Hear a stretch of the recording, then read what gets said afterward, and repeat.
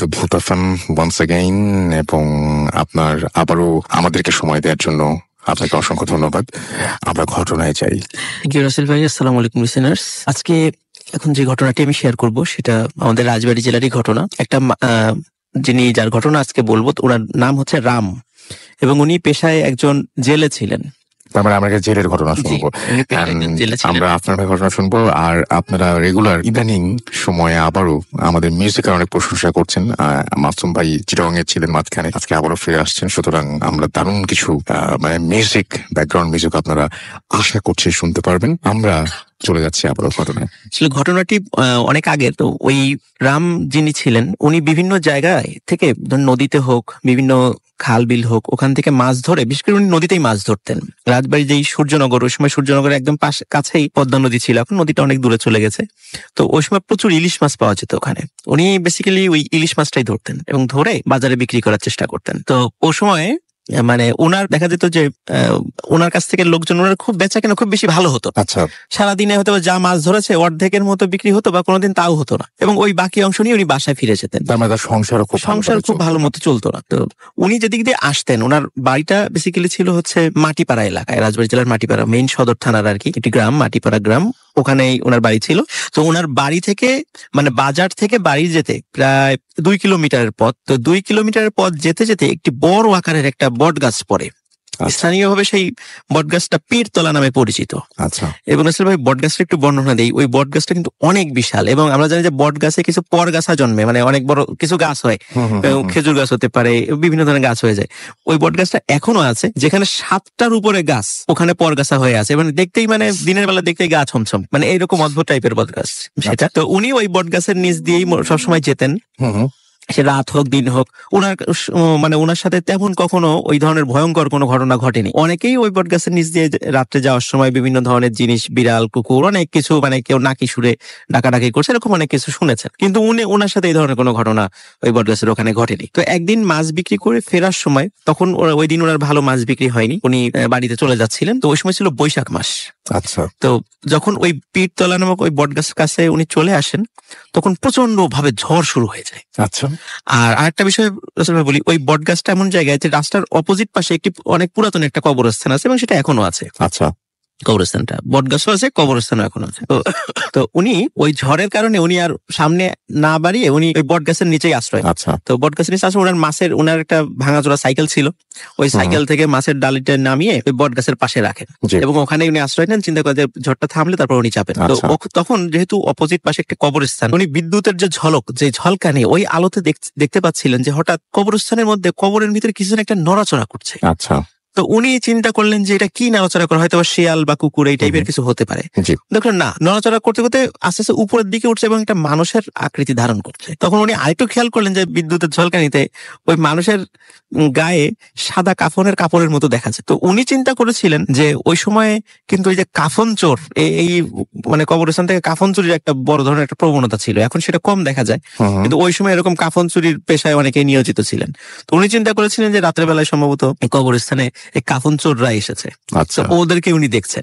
তো উনি কিছু বলছেন না, চুপচাপ বসে আছেন। তো উনি দেখলেন যে না, একজন না, এরকম 5 থেকে 7 জন একই রকম ভাবে কবরের ভিতর থেকে উঠে তাদের প্রত্যেকের শরীরেই মানে কাফন জড়ানো। উনি চিন্তা করেন কাফন চোর যদি হয় নিশ্চয়ই গায়ের সাথে জড়ানো থাকবে না, তবে হাতে থাকবে বা ব্যাগের মধ্যে ভরে নিয়ে চলে যাবে, কিন্তু গায়ের সাথে জড়ানো। তো উনি একটু চিন্তা করলেন যে হতে পারে হয়তো চোর ডাকাতও হতে পারে, এরকম একটু সন্দেহ করলেন যে অন্য রকমের কিছু হতে পারে তারা। তো উনি চুপচাপ বসে আছে। ওই 5-7 জন লোক কবরস্থান থেকে সুন্দর করে বের হয়ে এসে ঠিক বটগাছটার কাছে আসলেন, কাছে এসে ঠিক বটগাছটার পিছনে গিয়ে মিলিয়ে গেলেন। আচ্ছা, উনি চিন্তা করলেন যে উনি চিন্তা করেছেন যে এরা কারা, আমি যে এখানে বসে আছি আমার দিকে একবার তাকালোও না, মানে কোনো ভ্রুক্ষেপই নেই। উনি একটু অবাক হলেন এবং পরে চিন্তা করলেন আসলে উনি যেটা দেখেছেন হয়তো এটা কোনো প্যারানরমাল বিষয় হতে পারে। উনি তখন সেটা নিশ্চিত ছিলেন না। তো উনি পরে মাছের ঝুড়িটা নিয়ে যখন ঝড় থেমে গেছে, উনি মাছের ঝুড়িটা নিয়ে আবার সাইকেলের পিছনে রেখে ওখানে বেঁধে উনি আবার বাড়ির দিকে যাত্রা শুরু করলেন। হঠাৎ উনি ফিল করলেন ওনার মাছের মানে ঝুড়ির মধ্যে কিছু একটা নড়াচড়া করছে। তো উনি মনে করছেন হয়তো সাইকেল চালাচ্ছে, মাটির রাস্তা, হয়তো কোনো কারণে ঝাঁকির কারণে মনে হচ্ছে, এইটা মনে করে উনি বাড়িতে চলে গেছেন। আচ্ছা, তো বাড়িতে যাওয়ার পর ওনার স্ত্রীকে বললেন যে আজকে তো মাছ টাছ তেমন বিক্রি হয়নি, যতটুকু মাছ আছে তুমি একটু কুটে রান্না করো। তো ওনার স্ত্রী মাছের ডালি খুলে তো অবাক, বলে যে মাছ কি রান্না করবো, ভিতরে তো একটা মাছও নাই। আচ্ছা, তখন বলে কি বলো মাছ নাই, আমার তো অনেক মাছ ছিল, ওগুলো তো বিক্রি হয়নি। তখন বলে তাহলে মনে হয় পথে পড়ে টরে যেতে পারে। তখন উনি চিন্তা করেন পথে ওই বট গাছের নিচে ওই অদ্ভুত টাইপের কিছু লোক, তারপরে এই ঝুড়ির সাইকেল চালিয়ে আসার সময় ভিতরে নড়াচড়া, এটা ওনার মনে একটা সন্দেহের উদ্রেক করে। তো তখন উনি তেমন কিছু বলেন না, চিন্তা করেন যেরকম হতেই পারে, যেহেতু মাছ নিয়ে রাত্রেবেলা আসতে হয় প্রতিনিয়ত, এরকম দু একটা ছোটখাটো ঘটনা ঘটতেই পারে। এটা নিয়ে উনি অত কিছু চিন্তা ভাবনা করেননি। তো পরের দিন যখন উনি বাজার থেকে ফিরছিলেন, ফেরার সময় 3 জন লোক, মানে গ্রাম্য চেহারা 3 জন লোক, লুঙ্গি পরা, খালি গায়ে, বলতেছে যে ভাই আপনার মাছ তো খুব ভালো, খুব স্বাদ, তো আপনি ওই বাজারে বিক্রি না করে রাতের বেলা এখানে যে জঙ্গল আছে, জঙ্গলের ভিতরে একটা বাজার বসে, আপনি এখানে এসে মাছ বিক্রি করেন। বলে কি বলেন, জঙ্গলের মধ্যে আমার বাজার আসবে কোত্থেকে? এই ধরনের ঘটনা তো কখনো শুনিনি। আসলে এখানে একটা বিষয় বলে দিই, মাটিপাড়া, বেসিক্যালি মাটিপাড়া এবং বেথুলিয়া এই জায়গার ঠিক মাঝামাঝি জায়গায় একটা জঙ্গল রয়েছে। এখনো ওটা খুব একটা ঘন জঙ্গল। ওখানে যদি এখনো, অনেক তো পরিষ্কার হয়ে গেছে, এখনো যদি ওখানে কেউ ঢোকে সে দিক হারিয়ে ফেলবে, এইরকম অবস্থা এখনো। ওই সময় তো আজ থেকে 40-50 বছর অবস্থা আরো ভয়াবহ ছিল। তো উনি বলেন যে জঙ্গলের মধ্যে আবার বাজার আসবে কোত্থেকে? তো বলেন না, আপনি আসেন, রাতের বেলা আসেন, যখন রাত বেশি হয়ে যায় তখন আসেন, আসলেই দেখতে পারবেন। তখন উনি খুব অবাক হয় এবং চিন্তা করেন যেহেতু মাছ অনেকগুলো আবার আজকেও রয়ে গেছে, ঠিক আছে দেখি রাতের বেলা খাওয়া দাওয়া করে আসবো জঙ্গলে, দেখি আসলে বাজার আছে কিনা। একটু কৌতূহল উনি ছিলেন, ওরকম সাহসী লোকও ছিলেন মোটে। উনি সত্যি রাতের বেলা বাজারের কাছে, উনি ওই জঙ্গলের কাছে এসে দেখেন একজন লোকও নাই। উনি খুব অবাক, কি ব্যাপার, একজন লোকও নাই, এখন জঙ্গলে ঢুকবো কিভাবে? এখন কিনবেই বাকে। হঠাৎ করে ওই যে 3 জন লোক ওনাকে বলেছিল, দেখা হয়েছে, 3 জন লোক কোথা থেকে চলে আসে জঙ্গলের থেকে, বলতে ভাই চলেন আপনার অপেক্ষায় ছিলাম। তখন ওই 3 জন লোক ওনাকে নিয়ে যাচ্ছে। তো জঙ্গলের, এমনিতে জঙ্গল খুব ঘন, কিন্তু ওনার মনে হচ্ছিল জঙ্গলটা অতটা ঘন না, মানে বেশ ফাঁকা মনে হচ্ছিল উনি যখন ভিতর দিয়ে যাচ্ছিলেন ওই সময়। তো কিছু দূর যাওয়ার পরে দেখে যে বিশাল একটা বাজার, অনেক লোকের আনাগোনা সেখানে, এবং অনেকে সেখানে বাজার করছে। এবং আরো অদ্ভুত ভাবে রাসেল ভাই, উনি ওনার এই মাছ ধরার প্রফেশনের সাথে বেশ কয়েকজনকে চিনতেন, যাদের সাথে অনেকদিন দেখা সাক্ষাৎ হয় না, আগে একসাথে মাছ ধরতেন, বাজারে বিক্রি করতেন। তো দেখলেন যে ওই লোকগুলো ওখানে মাছ বিক্রি করছে এসে। তো ওনার দেখে খুব ভালো লাগলো যে না, আমি একা না, এখানে আরো লোক আছে, আমার পরিচিতর মধ্যে আছে। তো দেখলো যে উনি মাছ নিয়ে যাওয়ার সাথে সাথে মানে 5 থেকে 10 মিনিটের মধ্যে সব মাছ বিক্রি হয়ে গেল। ওখানে কিছু লোক এসে ভালো দামে মাছটা কিনে নিয়ে গেল, এবং সবার হাতে হারিকেন ছিল, ওখানে তো অন্ধকার যেহেতু, হারিকেন ছিল। এবং বিক্রি শেষে অন্যান্য ওই যে ওনার পরিচিত লোকদের সাথে কথা বলতেছিলেন যে কিভাবে এখানে কতদিন ধরে এসে মাছ বিক্রি করো? বলো বেশ কিছুদিন ধরে এসে মাছ বিক্রি করি, ভালোই বিক্রি হয়, ভালোই দাম পাওয়া যায়, এমনি বাজারে গিয়ে অত দাম পাওয়া যায়। তো ভালো কথা বলে যে তাহলে প্রতিদিন আমিও এখানে এসে মাছ বিক্রি করবো, ওই রাম জেলেটা বলে। হ্যাঁ ঠিক আছে, ভালো সিদ্ধান্ত। তো সত্যি রাসেল ভাই প্রতিদিন বাজারে গিয়ে, উনি বাজারে যাওয়াই একরকম ছেড়ে দিলেন, কারণ বাজারে যে কি করবে, ওর থেকে ভালো দামে উনি রাতের বেলা ওই মাছগুলো বিক্রি করতে পারে, তো উনি এরকম প্রতিদিন যাওয়া শুরু করে রাতের বেলা। ওনার স্ত্রী জিজ্ঞেস করে, তুমি রাতের বেলা প্রতিদিন কোথায় যাও? বলে জঙ্গলের মধ্যে একটা বাজার বসে, ওই বাজারে মাছ বিক্রি করতে যাই। বলে জঙ্গলের মধ্যে বাজার, এরকম তো কখনো শুনি নাই। বলে যে ঠিক আছে, তোমার অত কিছু জানতে হবে না। উনি চিন্তা করছেন এই বিষয়টা জানাজানি হলে হয়তো অন্য জেলেরা যদি আবার যায়, তাহলে হয়তো বা ওনার মাছ বিক্রি কমে যেতে পারে। এই জন্য উনি এই বিষয়টা একটু চেপে যাওয়ার চেষ্টা করেছিলেন আর কি, মানে যে অন্য কেউ জানতে না পারে, ব্যবসার ক্ষতি হতে পারে এরকম।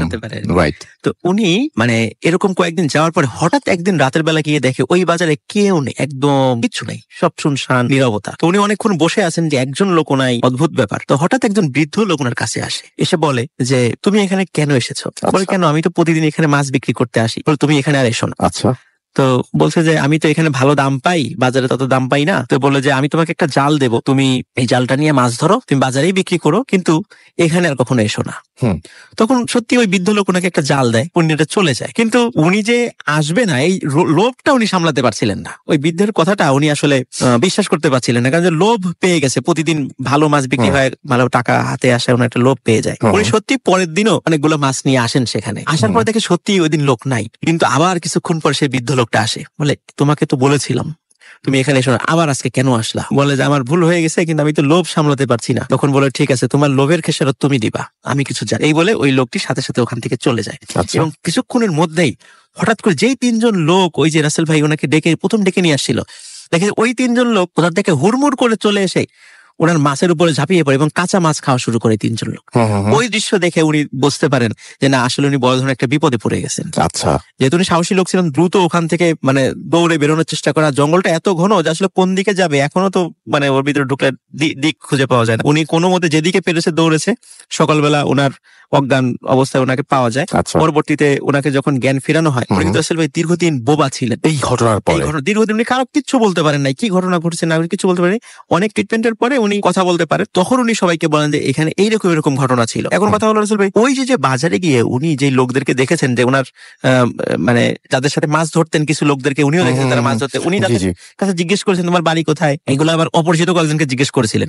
উনি তাদেরকে প্রত্যেকের বাড়িতে মানে বাড়িতে গিয়েছেন এবং প্রত্যেকের ফ্যামিলি থেকে বলেছে যে এই লোকগুলো তো অনেকদিন ধরে নিখোঁজ, অনেকদিন ধরে নিখোঁজ। কিভাবে নিখোঁজ? ওনাদের স্ত্রী বলছে যে এরকম তারাও বলতো যে রাতের বেলা বাজারে মানে মাছ বিক্রি করতে যায়, একটা জঙ্গলের ভিতরে বাজার আছে, মাছ বিক্রি করতে যায়, কিন্তু এরকম প্রতিদিন যায়, হঠাৎ একদিন আর ফিরে আসেনি। আর তখন তো রাসেল ভাই মানে পদ্মা তো অনেক উত্তাল ছিল, অনেক সময় দেখা যেত যে নৌকা ডুবি হতো, হ্যাঁ, অনেক সময় মারা যেত, লাশও পাওয়া যেত না, এরকম অনেক আগের ঘটনা। যেহেতু মনে করছে ওরা হয়তো বা নৌকা ডুবিতে মারা গেছে মাছ ধরতে গিয়ে, ফ্যামিলি থেকে ওরকমই মনে করেছে। কিন্তু আসলে প্রত্যেকটা লোকের বাড়িতে গিয়ে রাম মাঝি মানে রাম জেলে খবর নিয়ে এসে যেই 5-6 জন লোকের সাথে পরিচয় হয়েছিল প্রত্যেকেই নিখোঁজ, এবং প্রত্যেকের ফ্যামিলি থেকে বলেছে উনি রাতের বেলা প্রত্যেকেই এক অদ্ভুত জঙ্গলের মধ্যে বাজারে গিয়ে মাছ বিক্রি করতে যেতেন। একমাত্র উনি সেই ব্যক্তি যে ব্যক্তি উনি জীবিত ফিরেছিলেন। এবং রাম মাঝি রাসেল ভাই ওনার বয়স হয়েছিল 110 বছর, উনি 2007 সালে মারা গেছেন।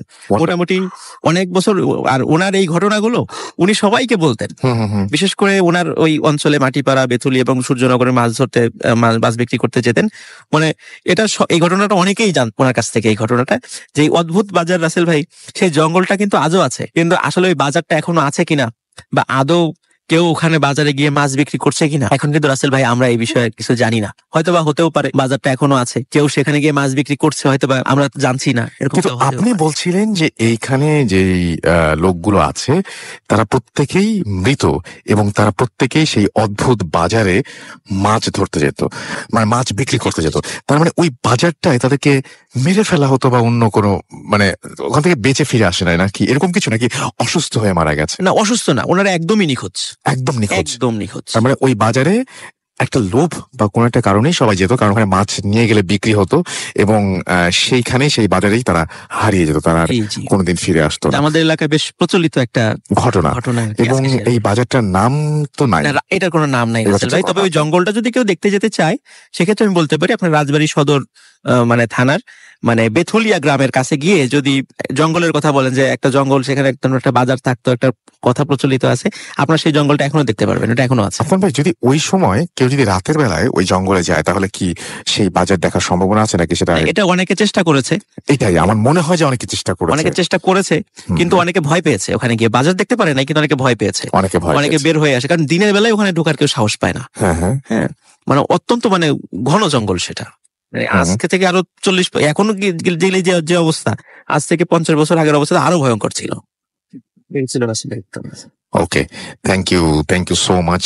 আমরা আরেকটা ঘটনায় যাব এবং তারপরে আপনাদের ফেসবুক আপনারা যা লিখেছেন সেটা দেখবো, এবং এটা একটা ইমেইল, সেই ইমেইলটা পড়তে চাই। তো এই ইমেইলের মধ্যে আমি দেখতে পাচ্ছি যে আদিত্য আব্রয় আমাদেরকে লিখেছেন এবং তিনি বন্দর কাস্টমস চিটাগং থেকে লিখেছেন এবং তিনি লিখেছেন যে হ্যালো রাসেল ভাই, আমি আদিত্য আব্রয়, আশা করি ভালো আছেন। আমি চট্টগ্রাম থেকে বলছি। অনেক দিন ধরে আমার সাথে ঘটে যাওয়া একটা ঘটনা ভূত এফএমে শেয়ার করবো বলে ভেবেছি। আজ লিখে পাঠালাম, যদি ভালো লাগে পড়ে শোনাবেন। ঠিকানাটা পরিস্থিতির কারণে গোপন রাখলাম, কথা না বাড়িয়ে এখন ঘটনায় চলে যাই। 2015 সালে ডিসেম্বর মাসে শুরু। প্রতিদিনের মতো টিউশন শেষ করে বাড়িতে ফিরছিলাম। বলে রাখা ভালো যে আমাদের বাড়ির দূরত্ব একটু দূরেই শ্মশান। তো সেদিন টিউশন শেষ করে একটু দেরি হয়ে যায়, তাই কোনো কিছু না ভেবে গান শুনতে শুনতে আসছিলাম। হঠাৎ মনে হলো শ্মশানের এক পাশে কি যেন একটা বসে আছে। দেখে মনে হচ্ছিল একটা কালো ছায়া। আমি গুরুত্ব না দিয়ে পাশ কাটিয়ে এসে খাওয়া দাওয়া করে যখন শুতে গেলাম, হঠাৎ জানালায় চোখ পড়তেই দেখি সেই কালো ছায়াটা ভীষণ ভয় পেয়ে আমার ছোট বোনকে ডাক দিতেই চোখ না ফেরার আগেই ছায়াটা হাওয়া হয়ে যায়। ওই দিন আর তেমন কিছু ঘটেনি। ঘটনাটা এখানে শেষ হলে ভালো হতো, কিন্তু তা হলো না। কিছুদিন পর আমি আবার আমার ছোট বোনের সাথে মুভি দেখছিলাম। মা বাবা কেউ বাসায় ছিলেন না। হঠাৎ আমার বোন আমাকে ডাকতে শুরু করলো এবং বলল, দেখো তো জানালায় কালো ছায়াটা কি যেন দেখা যাচ্ছে। দুইজন সাহস করে সামনে গিয়ে যা দেখি বলে প্রকাশ করতে পারবো না। একদম কালো, চোখ নেই, আমাদের দিকেই মুখ করে তাকিয়ে আছে। ভয়ে দুজনে চিৎকার করে উঠলাম, সাথে সাথে ছায়াটি বিলীন হয়ে যায়। এরপর এর বেশ কিছুদিন ধরে আমি এবং আমার বোন অসুস্থ ছিলাম। এর বেশ কিছুদিন পরে ডিসেম্বরের 27 তারিখ হবে হয়তো, রাত 8টার দিকে আমাদের এলাকায় আগুন ধরে বেশ কিছু বাড়িঘর পুড়ে যায়। প্রায় 14টা বাড়িঘর একদম পুড়ে শেষ। সেই দিন আমি আমার বড় বোনের বাড়িতে ছিলাম। এলাকার ঘটনার কথা শুনে আমি আপুর বাড়ি থেকে রাত 10টায় আমাদের বাড়িতে আসার জন্য বের হই। আস্তে আস্তে প্রায় 12টা 45 হবে হয়তো। বাড়ির একটু আগে আসার সাথে সাথে হঠাৎ শ্মশানের কথা মনে পড়তেই আমি শ্মশানে না গিয়ে পুরা ঘর দিয়ে আমাদের ঘরে যাচ্ছিলাম। পা 2 পা দিয়েছি, একটু এগোতেই দেখি আমার পায়ের সামনে 5 থেকে 6 মাস হবে হয়তো এরকম ছোট্ট একটা বাচ্চা, একদম কালো, আমার সামনে দাঁড়িয়ে আমার দিকে এক নজরে তাকিয়ে আছে। আমার মনে তখন বাড়ি যাওয়ার চিন্তা থাকায় না ভেবে বাচ্চাটাকে ওই জায়গায় রেখে সরে যেতে বলি, কিন্তু ও কোনোভাবেই আমাকে রাস্তা দেন। তাই আমি একটু সাইড করে তাকে হেঁটে চলে আসি। ঘরে এসে হঠাৎ মনে পড়লো ওখানে তো কোনো ঘর থাকার কথা না, কারণ ওখানে আজকে তো সব ঘর আগুনে পুড়ে গিয়েছিল। তাহলে বাচ্চাটা আসলো কিভাবে, আর 5-6 মাসের বাচ্চা সোজা হয়ে দাঁড়ালো কিভাবে? এটা ভাবা মাত্রই চিৎকার করে উঠে জ্ঞান হারিয়ে ফেলি। জ্ঞান ফিরলে দেখি আমি বিছানায়। মাকে সব বলি, আমাকে অনেক বৈদ্য দিয়ে ঝাড় ফুঁক করিয়ে নেওয়া হয়। বৈদ্যরা বলেন আপনার ছেলের মাথায় তখন অন্য চিন্তা ছিল, মানে জাস্ট বেঁচে ফিরেছে, এটাই অনেক বড় কথা। এটা খুব খারাপ জিনিস। সেই মুহূর্তে যদি সেই জিনিসটি কি সেটা উপলব্ধি করতে পারতো তাহলে সে আর ঘরে ফিরতে পারতো না। 15 দিন ধরে আমি অন্ধকার দেখে ভয় পেতাম। সবার দোয়াতে এখন আমি ভালো আছি। এটাই ছিল আমার ঘটনা। আমি জানি না এই রহস্যের মানে কি, আমি এখনো এই রহস্যের কোনো উত্তর খুঁজে পাইনি। ছিল ঘটনাটি, এবং আশা করছি যে এই ঘটনাটি আপনাদের ভালো লেগেছে। কারণ একটা ছায়া, মানে ঘটনাটি উনি কতটা গুছিয়ে লিখেছেন সেটা বড় কথা না, সবচেয়ে বড় কথা হচ্ছে একটা ছায়া আপনার পিছু ছাড়ছে না, এবং সেই ছায়াটা যদি আপনাকে বিরক্ত করে মারে, আপনি যদি ঘরের মধ্যে ঢুকে দেখেন একটা ছায়া, এটা আপনার ছায়া নয়। আপনার ছায়া যেখানে পড়ার কথা সেখানে সেই ছায়াটি নেই, সেই ছায়াটি অন্য কোথাও আছে, এবং সেই ছায়াটি আপনি সব সময় দেখতে পাচ্ছেন আপনাকে ফলো করছে। কোনো সময় সে জানালার বাইরে, কোনো সময় সে আপনার ঘরের ভেতরে, কোনো সময় আপনার পাশ দিয়ে রাস্তা দিয়ে হাঁটছে, কিন্তু এটা আপনার ছায়া নয়। অর্থাৎ আপনার ছায়া যদি পড়েও থাকে তাহলে এটি আরো একটি ছায়া, যেটার দূরত্ব আপনার থেকে এমন একটি দূরত্বে বা আপনার থেকে এমন একটি অবস্থানে যে বুঝতে পারছেন এই ছায়াটি অন্য কারো। কেমন লাগতো আপনার? আমরা ফেসবুকে চলে যাব এবং আমাদের এইখানে যারা লিখেছেন তাদের কমেন্ট পড়বো আমরা, এবং আমাদের পোস্টে যদি আমরা মানে ইনকমপ্লিট, তারপরেও যারা এরপরে আমাদের পোস্ট দেখছেন, লাইক দিচ্ছেন, কমেন্ট করছেন, শেয়ার দিচ্ছেন, তাদেরকে অসংখ্য ধন্যবাদ। আসলে আপনারা ভালোবাসেন বলেই হয়তো এই কাজটি করছেন, না হলে আমাদের বকাচকা শুনতে হতো যে কেন পোস্টটাও ঠিক মতন আমরা দিতে পারলাম না। যাই হোক, আমরা চেষ্টা করেছিলাম। তো আমি দেখতে পাচ্ছি রাজু আহমেদ আমাদের জাহাঙ্গীরনগর বিশ্ববিদ্যালয় থেকে লিখেছেন, আশা করছি আজকে অনেক ভয়ের কাহিনী শুনবো ইনশাল্লাহ। আজকে আসলে অনেক ভয়ের ঘটনা রয়েছে, এবং 31 তারিখে আমরা যে শোটা করব, মানে আমাদের এই হ্যালোইনের স্পেশাল একটা শো কিন্তু থাকবে একই সময়। সো এই শোটা কিন্তু আপনারা অবশ্যই শুনতে ভুলবেন না। 31 তারিখে শোটা হবে, এবং প্রতি বছরের মতো এবারও হবে। গোলাম রাব্বি আমাদের লিখেছেন যে অনেক ভয় লাগে ইদানিং ভূত এফএম শুনে। শেষ ভাবনা আমাদের লিখেছেন, আমি বরিশাল থেকে শুনছি। আমাদেরকে মেঘলা আকাশ লিখেছেন রাসেল ভাই। আচ্ছা, আমার একটা ছবি পোস্ট করতে বলেছেন। আমাদেরকে দেখতে পাচ্ছি যে আলভি মনি চৌধুরী সোহান আমাদের লিখেছেন, এবং তিনি হ্যালো রাসেল ভাই। হ্যালো আলভি। আমাদেরকে লিখেছেন অ্যালেক্স অপু, শুরু হয়ে গেছে ভূত এফএম, আমি আপনাদের সাথে আছি স্পেন থেকে। ফুর্তি অ্যাপ দিয়ে শুনছেন তিনি, thank you very much Spain থেকে আমাদের সঙ্গে থাকার জন্য। এছাড়াও আমাদের লিখছেন সোহেল রানা, এবং তিনি শুনছেন আমাদের কাছ থেকে, আমাদেরকে বহরমপুর থেকে, এবং তিনি অ্যাপ দিয়ে শুনছেন, বহরমপুর ইন্ডিয়া থেকে তিনি শুনছেন, এবং তিনি অ্যাপ দিয়ে শুনছেন। জাকারিয়া আমাদের সাথে আছেন, সিলেট থেকে শুনছেন তিনি। আমাদের সাথে আছেন দেখতে পাচ্ছি অনিক, এবং আমাদের সাথে আছেন দেখতে পাচ্ছি ইয়াসিনুর ফাহিম, এবং আজকে ঘটনাগুলো ভালো হবে তিনি আশা করছেন। এবং আমার সঙ্গে আছেন আরবিক, মানে আরবি হরফে নাম লেখা আর কি। তো আমি জেদ জবর ছাড়া আরবি হরফ, আমি আরবি পড়তে পারি না, মানে জেদ জবর থাকলে পড়তে পারি, এটা জেদ জবর ছাড়া, সো আমার জন্য ডিফিকাল্ট পড়াটা। তো নামটা তিনি লিখে দিয়েছেন এবি রহমান, এবং তিনি লিখেছেন যে আমি ভয় পেতে চাই। আমরাও চাই আপনাকে ভয় দিতে। আমাকে দেখতে পাচ্ছি যে মারুফ হাসান লিখেছে নাইস স্টোরি। আমাদের সাথে দেখতে পাচ্ছি যে মেঘ বালিকা লিখেছেন রাসেল ভাই, আজ আজ চার্জ কম থাকায় ফেসবুকে কানেক্টেড থাকতে পারছি না। আমাদের সাথে আর যে সোহেল আছেন, আমাদের সাথে আরো অনেকেই আছেন। তো আমরা একটা ছোট্ট বিরতিতে যাবো এখন, এবং বিরতির পরে আবারও ফিরে আসবো আপনাদের সঙ্গে। এবং তারপরে আমরা যে ঘটনা শুনবো সেটাও খুব ভয়ঙ্কর ঘটনা। পরপর তখন দুটো ঘটনা আমরা শুনবো যেগুলো খুবই ভয়ঙ্কর। সো আমাদের সঙ্গেই থাকুন। স্টে টিউনড রেডিও ফুর্তি 88 FM and ডু ফুর্তি। Bhoot FM. The night comes alive with Graminphone.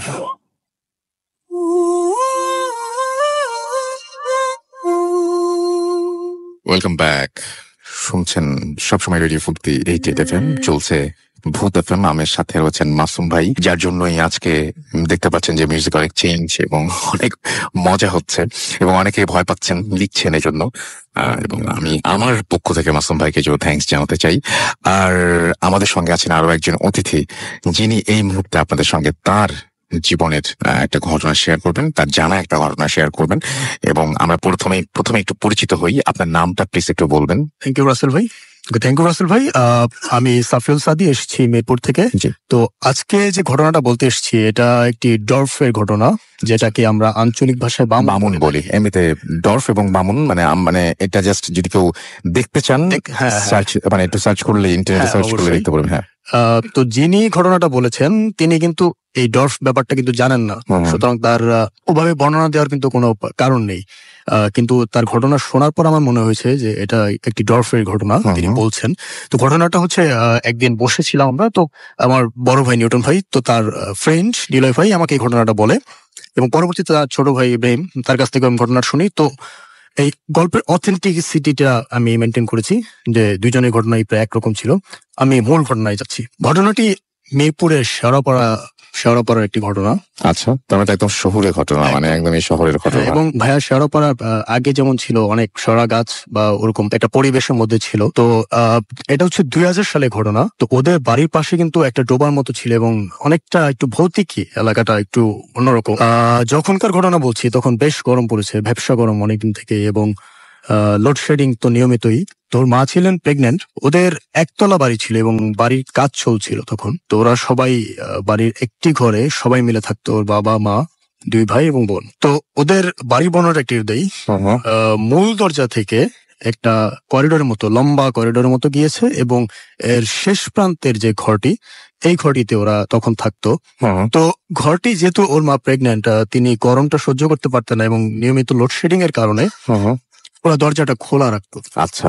এবং এর বাইরের পাশ দিয়ে অনেক বাতাস আসতো বাইরের পাশ দিয়ে, যেহেতু এই কারণে ওরা ওই দরজাটা লাগাতো। তো একদিনের ঘটনা, রাত 2টা কি 3টা বাজবে, ওর মার হঠাৎ করে রাত 2টা কি 3টা বাজবে এমন সময় ওর মায়ের হঠাৎ ঘুম ভেঙে যায়। তো তিনি বাইরে চাঁদের আলো ছিল অনেক, যথারীতি কারেন্টও নেই। তো তিনি বাইরে হঠাৎ একটি ছায়ার মতো দেখতে পান, অবয়বের মতো দেখতে পান। তো তিনি তখন ভাবেন যে এটা চোর কিনা, কারণ ওই সময় চোরের উপদ্রব অনেক বেশি ছিল। তো তিনি তাকিয়ে আছেন। তো একটা সময় সে অবয়বটি তার চোখের সামনে আসে। জিনিসটি দেখতে ছিল বাচ্চাদের মতো, দেখতে একেবারে শরীরে গঠনের দিক দিয়ে জিনিসটা একদমই বাচ্চাদের মতো। সেটার কানগুলো ছিল অস্বাভাবিক রকমের বড়, চোখগুলো অনেক বড় বড়, কিন্তু দেখতে একেবারে বৃদ্ধদের মতো। তার মানে তার বয়স আছে, বয়স অনেক, কিন্তু বাড়েনি। এবং সাইজটা কেমন হবে? সাইজটা খুবই পাতলা এবং ছোটখাটো, বাচ্চারা যেমন হয়, ছোট বাচ্চারা 5 বছরের বাচ্চারা যেটুকু লম্বা হয়, 4-5 বছরের বাচ্চা এরকমই। এবং কিন্তু চেহারাটা একদম বৃদ্ধদের মতো, চেহারাটা 70-80 বছরের বৃদ্ধদের মতো। তো তিনি দেখার পরপরই তার স্বামীকে ডাক দেন। সবচেয়ে মজার ব্যাপার হচ্ছে, জিনিসটা দরজার করিডোর ধরে দাঁড়িয়ে আছে, দরজার কার্নিশ ধরে দাঁড়িয়ে আছে, সে কিন্তু ভিতরে ঢুকছে না, এবং এক দৃষ্টিতে সে তার মায়ের পেটের দিকে তাকিয়ে আছে। আচ্ছা। তো তিনি তার স্বামীকে ডাক দেন। তার স্বামী দেখা মাত্র তিনি জোরে জোরে সূরা পড়তে থাকেন। একটা সময় আমার যে বন্ধুর বড় ভাই, তারা হঠাৎ করে ঘুম ভেঙে যায়। তারা জিনিসটা দেখার সাথে সাথে তারা কাঁদতে থাকে ওটার দিকে তাকিয়ে, এবং একেবারে সম্মোহনের মতো তারা কাঁদছে। সবচেয়ে মজার ব্যাপার হচ্ছে, ওই বাসা ঠিক পাশের বাসা যারা, এরা যে কোনো শব্দে কিন্তু শোনা যায়, কারণ একেবারে লাগোয়া বাসা ছিল, খুব স্বাভাবিক। হ্যাঁ, কিন্তু তারা ওই দিন রাতে কোনো কান্নাকাটি শব্দ শোনেনি। জোরে জোরে সূরা পড়া হচ্ছে, কান্নাকাটি চলছে, এবং ওটা ওভাবেই দাঁড়িয়ে আছে, ওভাবেই এক দৃষ্টিতে ওভাবে তাকিয়ে এক দৃষ্টিতে ওভাবেই দাঁড়িয়ে আছে, কোনো নড়াচড়া নেই, ওভাবেই এভাবে সময় যাচ্ছে, তারাও সূরা পড়ে যাচ্ছে, সময় যাচ্ছে। তো একটা সময় যখন ফজরের সময় হয়ে যায়, তখন জিনিসটা ওর মায়ের দিকে তাকিয়ে একটা বিদঘুটে হাসি দেয়। বিদঘুটে হাসি দিয়ে ঠিক যেভাবে পালিয়ে যায়, দৌড় দিয়ে যেভাবে পালিয়ে যায়, ঠিক ওইভাবে দৌড় দিয়ে আস্তে পালিয়ে চলে যায়। আচ্ছা, তখন জিনিসটা এবং ওদেরও কান্না থেমে যায়, আস্তে আস্তে পুরো পরিবেশ স্বাভাবিক হতে থাকে এবং আজান হয়ে যায়। আচ্ছা, পরবর্তীতে ওর বাবা একজন হুজুর ডেকে আনেন, যে ব্যাপারটা কি। হুজুরকে তখনও বলা হয়নি অ্যাকচুয়ালি কি হয়েছে।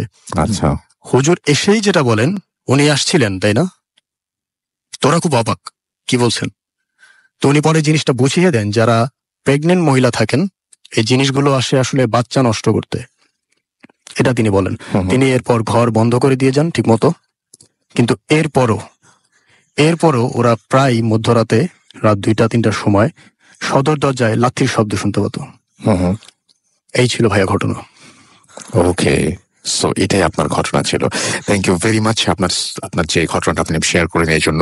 আমরা চলে যাবো আবারও আপনার ভাইয়ের কাছে, এবং আপনারা অবশ্যই জানাবেন কেমন লাগছে আপনাদের এই ঘটনাগুলো। এবং সেটা জানার উপায়টা হচ্ছে আমাদের যে দুটো ফেসবুক পেজ রয়েছে, সেই ফেসবুক পেজে দুটো পোস্ট রয়েছে, দুটো ফেসবুক পেজে, এবং সেই পোস্টে গিয়ে আপনারা লাইক দিতে পারেন, কমেন্ট দিতে পারেন, শেয়ার করতে পারেন এবং জানাতে পারেন কোন ঘটনা কেমন লাগছে। এবং আপনি যদি হঠাৎ করে আজকে ঘুম থেকে উঠে হঠাৎ করে চোখে মানে ঘুম ঘুম থাকা অবস্থাতেই বা একেবারে ঘুম যখন কেটে গেছে সেই অবস্থায় আধো অন্ধকারের মধ্যে দেখে ফেলেন একজন বামুনকে, যার আকার একটা 4 বছরের বা 5 বছরের বাচ্চার সমান, কিন্তু তার যার বয়স অতি বৃদ্ধের মতো, কেমন লাগবে? এবং সে যদি আপনাকে দেখা মাত্রই এরকম একটা ঘর থেকে আরেকটা ঘরে দৌড়ে ছুটে পালিয়ে যায়, কি অনুভূতি হবে একটু ভেবে দেখবেন। আর আপনার সেই ভাবনাটা চলতে থাকুক, আমরা চলে যাই আমাদের পরবর্তী ঘটনায়। আপনার ভাই। আসসালামু আলাইকুম লিসেনার্স, থ্যাংক ইউ রাসেল ভাই আবার সুযোগ করে দেওয়ার জন্য। এখন যে ঘটনাটি শেয়ার করব সেটা রাজবাড়ির ঘটনা। এটি যে গ্রামের ঘটনা, গ্রামের নাম হচ্ছে বারেক গ্রাম, এবং বারেক গ্রামের পাশে প্রায় 10 থেকে 12 কিলোমিটার দীর্ঘ একটা জায়গা নিয়ে একটা বিল রয়েছে। আমি নিজেও ওই বিলে একবার নৌকা ভ্রমণে গিয়েছিলাম, এবং সারা বছরে ওই বিলে পানি থাকে, সবসময় পানি থাকে। এবং ওই আসলে একটা মজার বিষয় হলো, ওখানে যদি কেউ যান আপনারা ওখানে দেখবেন যে ওখানে ওই বিলের মধ্যে মাঝখানে দ্বীপের মতো আছে, ওই দ্বীপে বাড়ি ঘর আছে, মানে একদম মানে গৃহস্থ বাড়ির মতো, দ্বীপের মতো। ওরা সবসময় নৌকাতে আসা যাওয়া করে। তো প্রত্যেক ফ্যামিলিতেই কম বেশি নৌকা রয়েছে। তারপরে ওখানে যারা ওই বারেক গ্রাম বা আশেপাশের এলাকার লোকজন ম্যাক্সিমাম সব মাছ ধরা বা এই পেশার সাথে জড়িত, এবং কিছু আছে মাঝি এখনো আছে সেখানে। তো এখন যে মাঝির গল্পটা রাসেল ভাই করবো, ওনার নাম হচ্ছে আলাক মাঝি হিসাবে উনি এলাকাতে খুব পরিচিত ছিলেন। তো উনি ওই দিনের বেলা, অনেক মাঝি হলো দিনের বেলা যাত্রী টানে, তো উনি যে কাজটা করতেন উনি আসলে দিনে টানতেন না, রাত্রের বেলা টানতেন। এই কারণ জিজ্ঞেস করলে উনি বলতেন যে রাত্রের বেলা অনেকে মানে বাড়ি ফিরতে পারে না, কোনো কারণে দেরি হয়ে যায়, ঘাটে নৌকা থাকে না, তখন উনি রাতের বেলা ওই কাজটা করতেন, যে ওই লোকদেরকে দূর দূরান্তে পাঠিয়ে দিতেন। আর সেই হিসাবে উনি ভাড়াটাও অনেক বেশি পেতেন, তো ওই কারণে উনি সবসময় রাতের বেলাই মানে যাত্রী টানতেন আর কি। আর উনি ওই রাতের বেলা যেহেতু সবসময় নৌকা নিয়ে আসা যাওয়া করতেন, এমনি নর্মাল আমরা মাছ ধরা রিলেটেড অনেক ধরনের ভৌতিক গল্পগুলো শুনে থাকি, এগুলো ওনার কাছে একদম পাঞ্চে হয়ে গেছিল। আচ্ছা, ওগুলোর সাথে উনি খুব পরিচিত। তো উনি একবার রাসেল ভাই উনি বালিয়াকান্দি থেকে রাতের বেলা ফিরছিলেন ওই নৌকাতে করেই, বারেক গ্রাম দিয়ে ওই ভিতরে বিল দিয়ে ফিরছিলেন। তো অনেক রাত হয়ে গেছিল, তো হঠাৎ খেয়াল করলেন যে একটা ইসের থেকে, একটা দ্বীপের মতো, ওই যে যেমন ঘর বাড়ি আছে ওখান থেকে কিছু লোক তাকে ডাকাডাকি করছে। তো উনি সেখানে গেলেন নৌকা নিয়ে, বললেন যে দেখলেন যে ওখানে আর একটা বড় নৌকা আছে, সেই নৌকা ভর্তি লোক। কিন্তু অদ্ভুত ব্যাপার রাসেল ভাই, ওই নৌকাতে লোক দেখা যাচ্ছে কিন্তু ওই নৌকাতে কোনো আলো ছিল না। তো উনি দেখলেন যে ওই নৌকার মধ্যে একটা মানে সাদা কাপড় দিয়ে ঢাকা একটা ডেড বডিও আছে, অনেক লোক আছে, কিছু লোকজন কান্নাকাটি করছে। তো অন্য লোকরা বললেন যে ভাই আপনি একটা কাজ করবেন, কারণ আমাদের এইখান থেকে লাস্টটা আমরা শ্মশানে নিয়ে যাব। তো ওখানে রাসেল ভাই ওই বারেক গ্রামের কাছে একটা শ্মশান আছে, না বলো আরজুপাড়া, ওখানে একটা শ্মশান রয়েছে, এখনো আছে সেটা। তো বলে যে আমরা ওখানে যাব, তো আমাদের নৌকায় তো জায়গা হচ্ছে না, তো কিছু খড়ি এবং এই একজন মহিলা এবং বাচ্চা আছে, আপনি এটা আপনার নৌকায় উঠান, তো আপনাকে ভালো পেমেন্ট দেয়া হবে এর জন্য। তো উনি চিন্তা করলেন যে যাক অনেক লোকই তো আছে যেহেতু সাথে, সুতরাং এর সাথে যেতে কোনো সমস্যা নেই। তো উনি ওখান থেকে ওই একজন মহিলা সাথে একটা বাচ্চা ছিল, ছোট বাচ্চা, মানে হাঁটতে পারে এরকম, হয়তো বা 3 বছর বয়সী বাচ্চা, উনি যেভাবে আর কি পরবর্তীতে বলেছিলেন 3 বছর বয়সী বাচ্চা, ওই মহিলা এবং কিছু খড়ি ওরা নৌকায় উঠিয়ে দেওয়া হয় এবং উনি ওই বড় নৌকাটার পিছনে পিছনে নৌকাটা বাইতে থাকেন এবং আস্তে আস্তে ফলো করতে থাকেন। তো আস্তে আস্তে সত্যি ওই আর ওই আর্যগ্রামের ওই শ্মশানটা উনি চিনতেন, সত্যি ওই শ্মশানের কাছে ওই নৌকাটা চলে যায়, সবাই শ্মশান ওই নৌকা থেকে নামে, সবাই শ্মশানের মধ্যে ঢুকে যায় এবং ওনার নৌকা থেকে খড়িগুলাও নামানো হয় এবং ওই মহিলাও শ্মশানের মধ্যে চলে যায়। উনি জিজ্ঞেস করেছিলেন যে এখানে যে মারা গেছেন এই মৃত ব্যক্তিটা কি হয়, তো উনি কোনো উত্তর দেন নাই, ওই মহিলা কোনো উত্তর দেন নাই ওই আলাক মাঝিকে প্রশ্ন করলেও। তো অনেকক্ষণ বসে আছেন, এদিকে সকাল হয়ে যাওয়ার উপক্রম হচ্ছে আর কি, কিন্তু ওই সময় তো রাসেল ভাই এমন না যে রাত 12টার সময় উনি নিয়ে গেছেন, ওই সময় গ্রামে কিন্তু 7টা-8টা মানে ওই সময় অনেক রাত। আর তাছাড়া ওই অঞ্চলে এখনো বিদ্যুতের ছোঁয়া নেই, মানে যেহেতু ওটা দ্বীপের মতো একটা বিলের মধ্যে, ওই জন্য ওই সময় ওখানে আসলে এখন বর্তমানে কিছু সৌর বিদ্যুৎ ওখানে আছে, কিন্তু বাট তাও অনেক জায়গায় সেটাও নেই। তো ওখানে উনি যেহেতু সময়টা দেখতে পাচ্ছিলেন না, তো ততটুকু বলেন প্রায় 5 ঘন্টাও হয়ে গেছে, একটা লোকও ওনার নৌকার কাছে এসে বলছে না যে কত দেরি হবে বা আরো দেরি হবে কিনা বা হয়ে গেছে, কেউ কিছু বলছে না। এদিকে ওনাকে কেউ টাকা পয়সাও দেয়নি, উনি ওটা বসে আছেন। তো উনি বিরক্ত হয়ে নৌকাটা ঘাটে বেঁধে রেখে উনি শ্মশানের মধ্যে গেলেন, যে দেখি লোকজন কি করে, এতক্ষণ ধরে আমার কোনো খোঁজ খবর নিচ্ছে না, বসে আছি আমি। উনি শ্মশানে যে বেশ শখ, উনি গিয়ে দেখেন একজন লোকও শ্মশানে নেই। এই যে এত লোক নৌকা আসলো, এরা কোথায় গেল, দেখে একজন লোকও নেই। উনি আরেকটু এগিয়ে গিয়ে দেখলেন যে হ্যাঁ, খুব সুন্দর করে খড়ি টড়ি দিয়ে সাজানো আছে, মানে খড়িগুলো যে চিতা সাজানো আছে এবং চিতার উপরে একটি মানে কাপড় দিয়ে ডেড বডিও ঢাকা আছে। তো উনি চিন্তা করলেন যে ওখানে যাই, কিন্তু ডেড বডি ঢাকা, আশেপাশে একজন লোকও নেই। উনি আরো কাছে যখন গেলেন, উনি চিন্তা করলেন, কি মনে করে চিন্তা করলেন যে দেখি তো লাশটা কার, আমি একটু দেখি। উনি কাপড়ের কাপড়টা একটু উঁচা করেন ওখান থেকে এবং উনি দেখে আরো শক্ট হন যে এই যে একটু আগে যে মহিলা এবং তার বাচ্চাটা নৌকায় বসা ছিল, এই বাচ্চা এবং মহিলা দুইজনকে ওর উপরে শোয়ানো। এই কাফনের কাপড় যখন সরালেন তারপরে উনি এটা দেখছেন। এইটা দেখার পরে উনি চিন্তা করলেন যে এতদিন সেই রকম কোনো অনেক ভয়ের ঘটনা দেখেছে, কিন্তু ভয় লাগেনি বা এগুলো আমাদের কাছে একদম পানি হয়ে গেছিল দেখতে দেখতে, কিন্তু এখন যে ঘটনাটা ঘটলো উনি চিন্তা করলেন যে এখন যেভাবে এখান থেকে আমাকে চলে যেতে হবে। উনি মনে একটু সাহস রাখলেন যে তারপর আমাকে বের হতে হবে, বিপদ একটা পড়ে গেছি। তো উনি যখন বের হতে যাবেন, হঠাৎ করে ওনার লুঙ্গিতে একটা টান অনুভব করলেন, আচ্ছা, যে মনে হচ্ছে কি একটা টেনে ধরেছে। উনি সাহস করে ঘুরে তাকালেন যে আসলে কি দেখি। তখন উনি দেখলেন ওই ছোট্ট বাচ্চাটি, ওই বাচ্চাটি ওনার লুঙ্গিটা টেনে ধরে রেখেছে এবং বাচ্চাটি ইশারা করে তার মায়ের দিকে তাকিয়ে কি যেন একটা ইশারা দিয়ে বলতে চাচ্ছে। তো উনি এইটা দেখে আর ওনার মানে আর সাহসটা উনি একদম হারিয়ে ফেলেন। উনি প্রাণপণে সেখান থেকে দৌড়ানো শুরু করেন। দৌড়াতে দৌড়াতে উনি ওনার নৌকার কাছে গিয়েই সেন্সলেস হয়ে পড়ে যান। পরবর্তীতে ওনাকে যখন উদ্ধার করা হয়, তখন উনি বলেন যে উনি রাতের বেলা এই ঘটনাটি দেখেছিলেন, কিন্তু অন্য সবাই বলেছে যে না, এরকম কোনো, আমরা তো এই ধরনের কোনো বিষয় জানি না যে রাতের বেলা এই ধরনের কোনো লাশ আসে নাই। এটাই স্বাভাবিক, কারণ এটা একটা ভৌতিক ঘটনা ছিল। উনি এটা কৌতূহল হয়ে ঠিক যেই জায়গা থেকে উনি এই তাদেরকে রাত্রেবেলা উঠিয়ে নিয়ে এসেছিলেন, উনি নৌকা চালিয়ে সেই জায়গায় যান, কিন্তু উনি ফাইন্ড আউট করেন উনি যেই জায়গা থেকে নিয়ে এসেছিলেন সেই জায়গা একটা দ্বীপের মতো আছে বটে, কিন্তু টোটালটা একটা জঙ্গলের মতো, ওখানে কোনো ঘর বাড়ি নেই, মানুষ থাকার তো প্রশ্ন আসে না, ছোট ছোট দ্বীপের মতো আছে, এটা টোটাল জঙ্গল। তো উনি পরবর্তীতে অনেকের সাথে ঘটনাটা শেয়ার করেন। তো শেয়ার করার পর রাসেল ভাই যে বিষয়টা জানা যায় সেটা হচ্ছে একটা মানে মারাত্মক একটা বিষয়, সেটা হচ্ছে যে যে মহিলা এবং বাচ্চাকে উনি দেখেছিলেন, সেই ওনার স্বামী সাপে কেটে মানে সাপের কামড়ে মারা যায়। মারা যাওয়ার পরে ওনার স্বামীর অনেক সম্পত্তি ছিল, কিন্তু ওনার অন্য ভাইয়েরা ওই বাচ্চাকে এবং ওই সন্তানকে এবং ওনার স্ত্রীকে সম্পত্তি থেকে বঞ্চিত করার জন্য ওই বাচ্চা এবং ওনার মাকে খুব কৌশলে হত্যা করে। হত্যা করার পরে খুব দ্রুত, মানে থানা পুলিশকে জানতে দেওয়ার আগেই খুব দ্রুত, এটা অনেক আগের ঘটনা আর কি, তখন তো আর ওই বারেক গ্রামটা এমনিতেই খুব নির্জন, ওখানে কি ঘটনা ঘটছে না ঘটছে এটা আসলে প্রশাসনের কাছে ওইভাবে খবর পৌঁছাতে অনেক সময় লাগে, এখনো সময় লাগে। উন্নতির সময় আপনি বললেন যে আমি বর্ণনা দিচ্ছিলাম যে আমি কিছু ফুটেজ দেখেছি এবং আপনি বলেন যেটা ওই গ্রামেরই ফুটেজ, আমি দেখেছি কতটা প্রত্যন্ত, এটা যারা চেনেন তারা হয়তো বলতে পারবেন। তো তারা দ্রুত ওই শ্মশানে এনে ওদেরকে মানে দাহ করে, যাতে করে এর কোনো প্রমাণ না থাকে, বলে যে এরা মানে পেটের পীড়ায় মারা গেছে, ডায়রিয়া বা এই টাইপের একটা খবর রটায় যে এই মা এবং বাচ্চা দুজনে পেটের পীড়ায় মারা গেছে। তারপর থেকে রাসেল ভাই এখনো নাকি, উনি তো এটা দেখেছেনই, এখনো ওই মহিলা এবং বাচ্চাকে অনেকেই দেখে যে যদি কেউ নৌকা নিয়ে যেতে চায়, অনেকেই দেখে যে ইশারা করে ডাকছে যে আমাদেরকে একটু নৌকায় পার করে দাও, আমরা একটু শ্মশানের দিকে যাব। এখনো অনেকে ওটা দেখেন। এটাই সিলভার সেল ভাই ঘটনা। Thank you very much, thank you. এবার আমি একটা ঘটনা বলতে চাই, যে ঘটনাটি আমাদের একজন লিসেনার পাঠিয়েছেন, কিন্তু এবং তার নাম হচ্ছে রাবি। তিনি টাঙ্গাইল থেকে একটা অদ্ভুত ঘটনা পাঠিয়েছেন। তো আমি এই ঘটনাটা তার ভাষায় পড়বো না, আমি কিছু কিছু অংশ পড়ে শোনাবো, কারণ আমি জানি না এই ঘটনাটি কতটুকু সত্যি, আমি জানি না। তবে এই ঘটনাটি রহস্যময়। যদি সত্যি এরকম কোনো কিছু আপনারা জেনে থাকেন, আমি এইটা কেন আপনাদের সাথে শেয়ার করছি, যে আপনারা যদি এই সম্পর্কে আপনাদের যদি কোনো কিছু জানা থাকে, তাহলে যেন আপনারা আমার সাথে সেটা শেয়ার করতে পারেন, ভূত এফএম-এর সাথে যেন শেয়ার করতে পারেন, সেই জন্য জানাচ্ছি।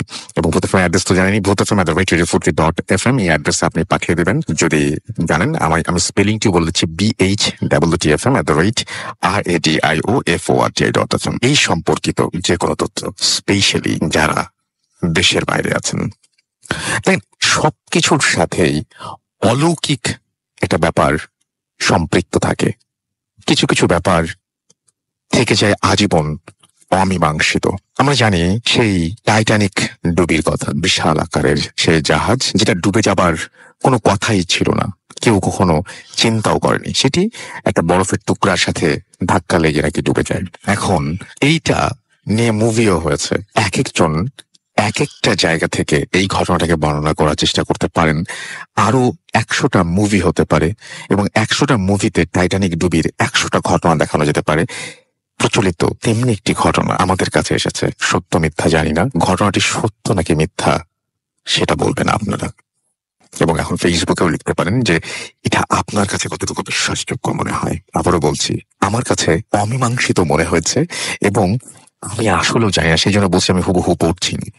তো উনি যেটা বলছেন যে ইংল্যান্ডের কোন একটা রাজ্যের একটা ছোট্ট গ্রামে খুব গরিব কিছু মানুষ বাস করতো, এবং সেখানে ছিল অলৌকিক অলৌকিক ক্ষমতার অধিকারী একটি মেয়ে। এবং এটা 1700 শতকের দিকের কোন একটা সময়। এবং সেই সময় আপনারা সবাই জানেন যে এইখানে মানে ওই সময় মানে রহস্যজনক ঘটনাগুলো অনেক পুরনোই, যত বেশি পুরনো হয় তত বেশি জমে। তো যাই হোক, তো সেই গ্রামে একটা অত্যাচারী রাজা সেই সময় ছিলেন, এবং রাজা খাজনা আদায়ের জন্য প্রজাদের উপরে নানা রকমের অত্যাচার করতো। আমি কিন্তু বলছি এটা প্রচলিত, এবং আমি যে সোর্স থেকে পেয়েছি সেই সোর্সের নাম বললাম, বাট আমি জানি না, যেটা আমি আপনাদের উপরে বিচারের ভার দিয়েছি কিন্তু। সো আপনি বলবেন না যেটা আমার বিশ্বাস হচ্ছে না বা এরকম কোনো কিছু, মজা লাগবে খুব, এই জন্য আমি শেয়ার করছি। তো রাজা খাজনা আদায়ের জন্য প্রজাদের উপর নানা রকমের অত্যাচার করতো। কিন্তু মুশকিলটা হচ্ছে যে অনেকগুলো গ্রাম ছিল, তো এই গরিব গ্রামগুলোতে খাজনা আদায়ের জন্য রাজা অত্যাচার করতে পারলেও যে গ্রামে ওই মেয়েটি থাকতো,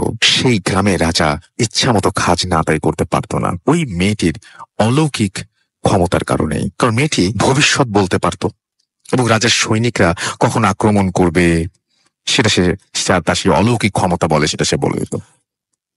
ফলে ওই গ্রামবাসী মানে ওই সৈনিকদের মোকাবেলা করতে পারতো, বা তারা খাজনা এড়িয়ে যেতে পারতো। তো রাজা এটা নিয়ে খুব চিন্তিত হয়ে পড়ে, এবং সবার সাথে সলা পরামর্শ করে, এবং ভাবেন, ঠিক করেন, মানে খুঁজে বের করেন যে কিভাবে এই সমস্যার সমাধান করা যায়। তো তিনি একটা গুপ্ত ঘাতক দিয়ে সেই মেয়েটিকে, গুপ্ত ঘাতক পাঠান সেই মেয়েটির জন্য, এবং মেয়েটিটা বুঝতে পেরে সেই প্রতিবেশীদের বলল যে এবার কিন্তু তার উপরেই বিপদ আসছে। কিন্তু কেউ মেয়েটিকে কোনো একটি কারণে বা কোনো কারণে পাহারা দেয়নি, এবং সেই ঘাতক মেয়েটিকে মেরে ফেলে। মেয়েটার কফিন মাটি চাপা দেয়া হয় পাশের এক বনে। কিছুদিন পর দেখা গেল মেয়েটার যেখানে মাটি চাপা দেয়া হয়েছে তার চারপাশে বিশাল একটা জায়গা জুড়ে সব ঘাস পুড়ে গেছে। সবাই ভয় পেয়ে গেলেও অবাক হলো না, কারণ সবাই জানতো মেয়েটা সাধারণ কেউ না, সুতরাং কেউ কিন্তু অবাক হলো না। এবং মাঝখানে আরো অনেক কিছু ঘটে, এই কাহিনী সবার মুখে মুখে ছড়িয়ে পড়ে। 100 বছর পর 18 শতকের কোনো একটা সময়ে লন্ডনের 3 সাংবাদিক বন্ধু, যারা নাকি মেয়েটার গল্প জানতো, তারা সিদ্ধান্ত নিল যে তারা সেই গ্রামে যাবে এবং সেই কফিনটির খোঁজ করবে এবং তার রহস্যটা তারা জানবে। তারা সেই মাটি খুঁড়ে ফেলে, এবং সেখানে তারা সেই কফিনটা পেয়েও যায়, এবং সেই কফিনের গায়ে লেখা ছিল স্পর্শ করো না। তারা কফিনটা শহরে নিয়ে আসে।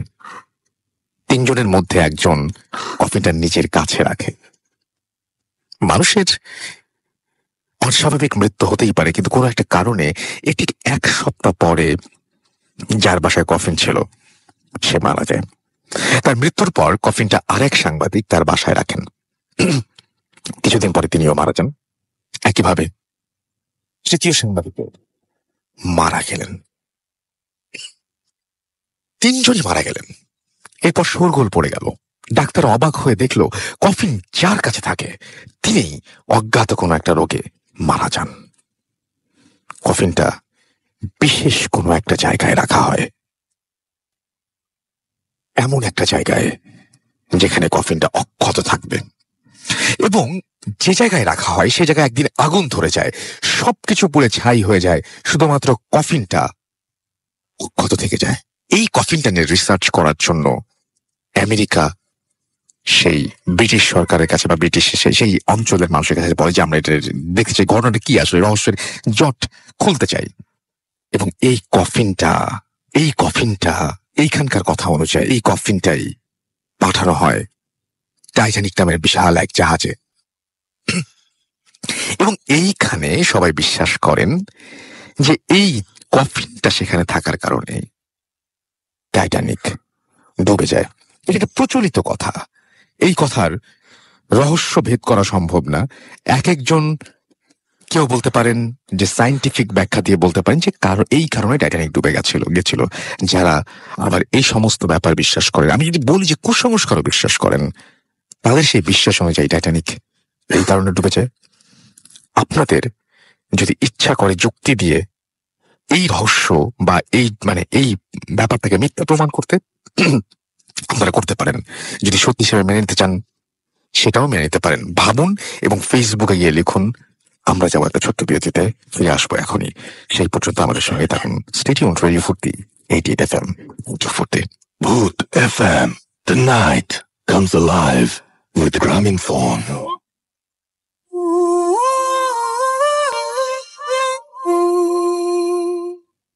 এমডি জহিরুল কাইয়ুম লিখছেন যে আমি চট্টগ্রামে থাকি, নিয়মিত ভূত এফএম শুনি, এবং আগে ভূত এফএম শুনলে তেমন ভয় পেতাম না, কিন্তু ইদানিং খুব ভয় পাই। আমি আমার রুমে একা থাকি, আমার মনে হয় যে মিউজিকের কারণে ভয়টা লাগে, তবুও ভালো লাগে। শুভকামনা রইল সবসময় ভূত এফএম এর জন্য। ওনার এটা দীর্ঘদিন ধরে উনি লিখছেন এবং পড়া হয় না, we are really sorry for that, but সবগুলো তো পড়া যায় না। তো যেটা বলছিলাম, 1912 সাল 15 এপ্রিল, তাই না, ডুবে যায় টাইটানিক। এবং তার পেছনে বিজ্ঞান ভিত্তিক এবং একেবারেই বিজ্ঞানের বাইরে অনেক মতামতের সৃষ্টি হয়। তো জানি না যে কোনটা সত্যি কোনটা মিথ্যা, সেটা তো বলবেন আপনারা। এবং আপনাদেরকে যখন আমি কোয়েশ্চেনটা করেছি তখন আপনি ফেসবুকে লিখছেন স্মার্ট বয় সাকিব লিখছেন ভয় লাগছে। আহনাফ শাহরিয়া অনিক লিখছেন বাগমারা থেকে ভালো লাগছে।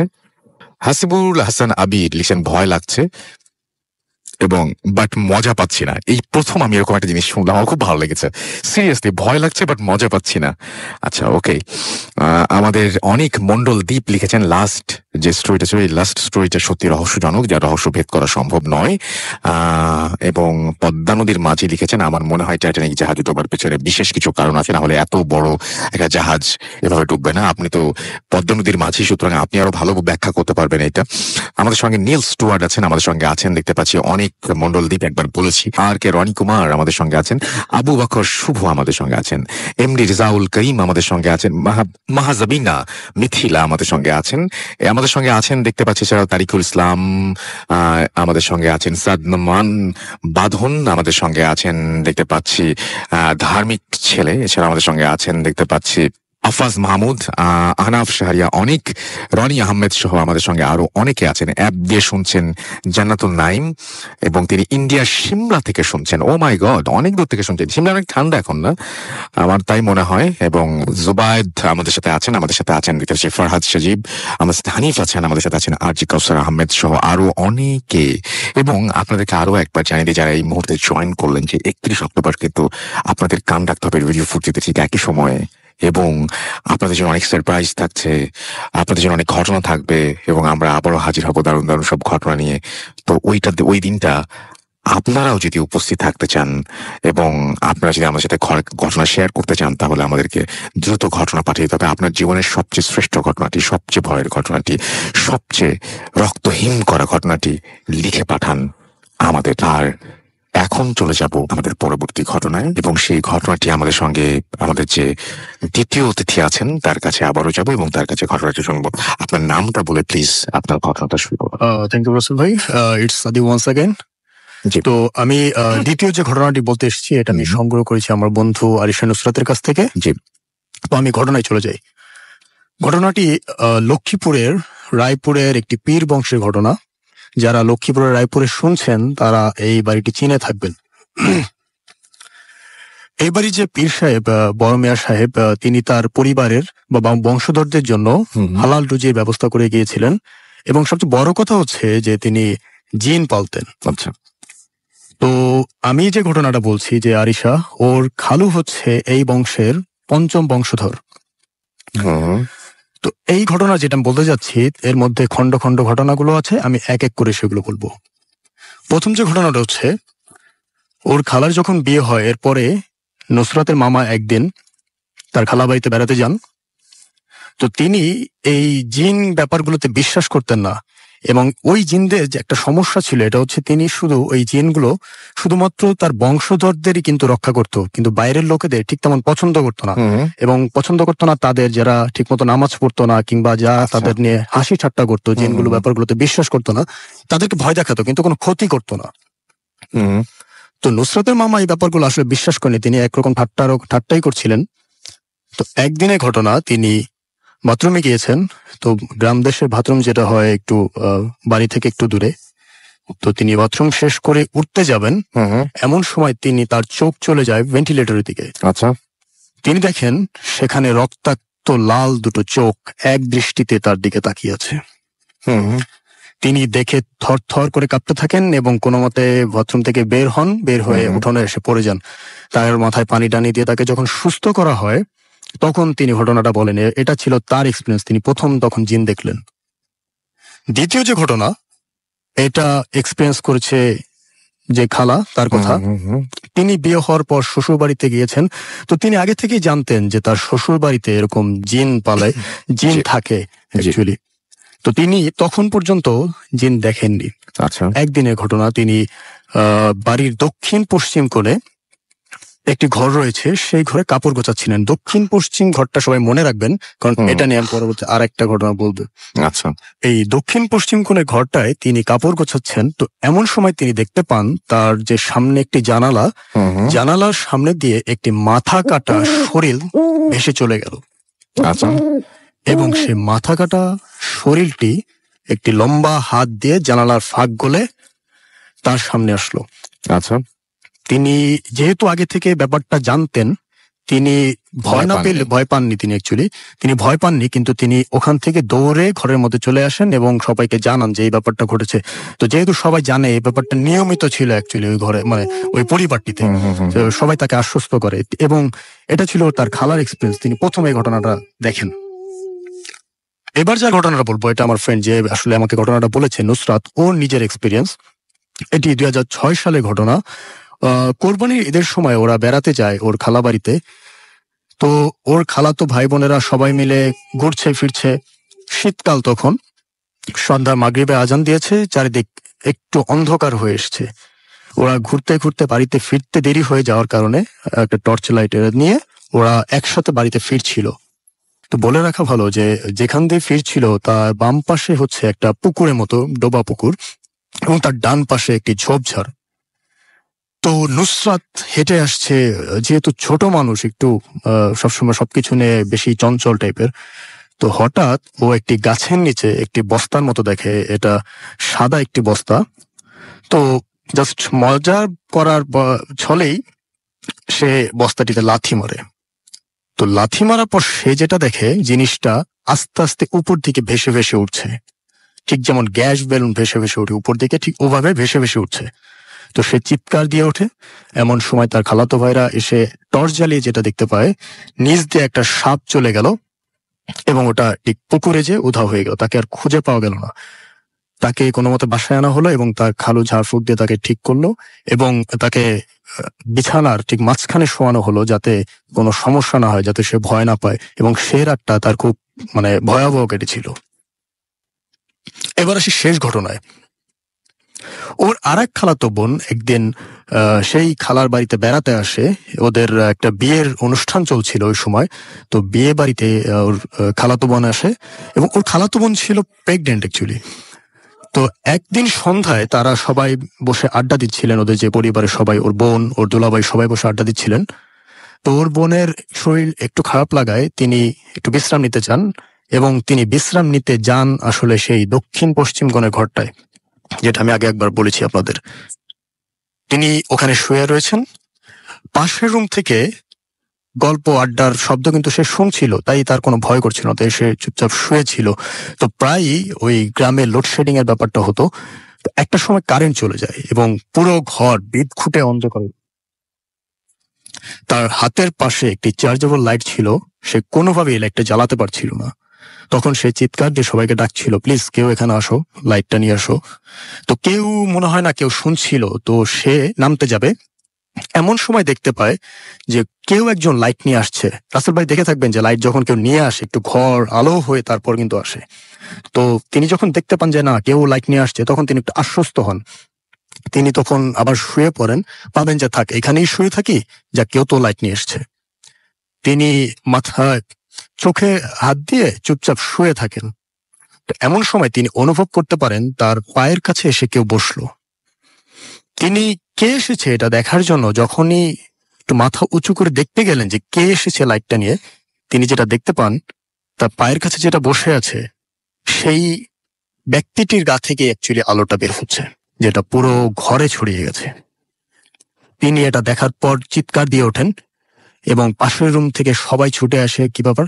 ঠিক ওই সময়ই যে আলোর যে অবয়বটা সেটা ঠিক তার মুখের সামনে এসে পাশে জানলা দিয়ে বের হয়ে যায়। সবাই এসে যখন বলে কি ব্যাপার, কি হয়েছে, তিনি তখন কোনো কথা বলতে পারছিলেন না ভয়ে, এবং তিনি ওই রাতে, ওই মধ্যরাতেই তিনি ওই বাড়ি ছেড়ে চলে যান তার নিজের বাসায়। তিনি আর এক মুহূর্ত ওখানে থাকতে রাজি হচ্ছিলেন না। তো এই ছিল মোটামুটি পীর বংশের ঘটনাগুলো। ধন্যবাদ রাসেল ভাই।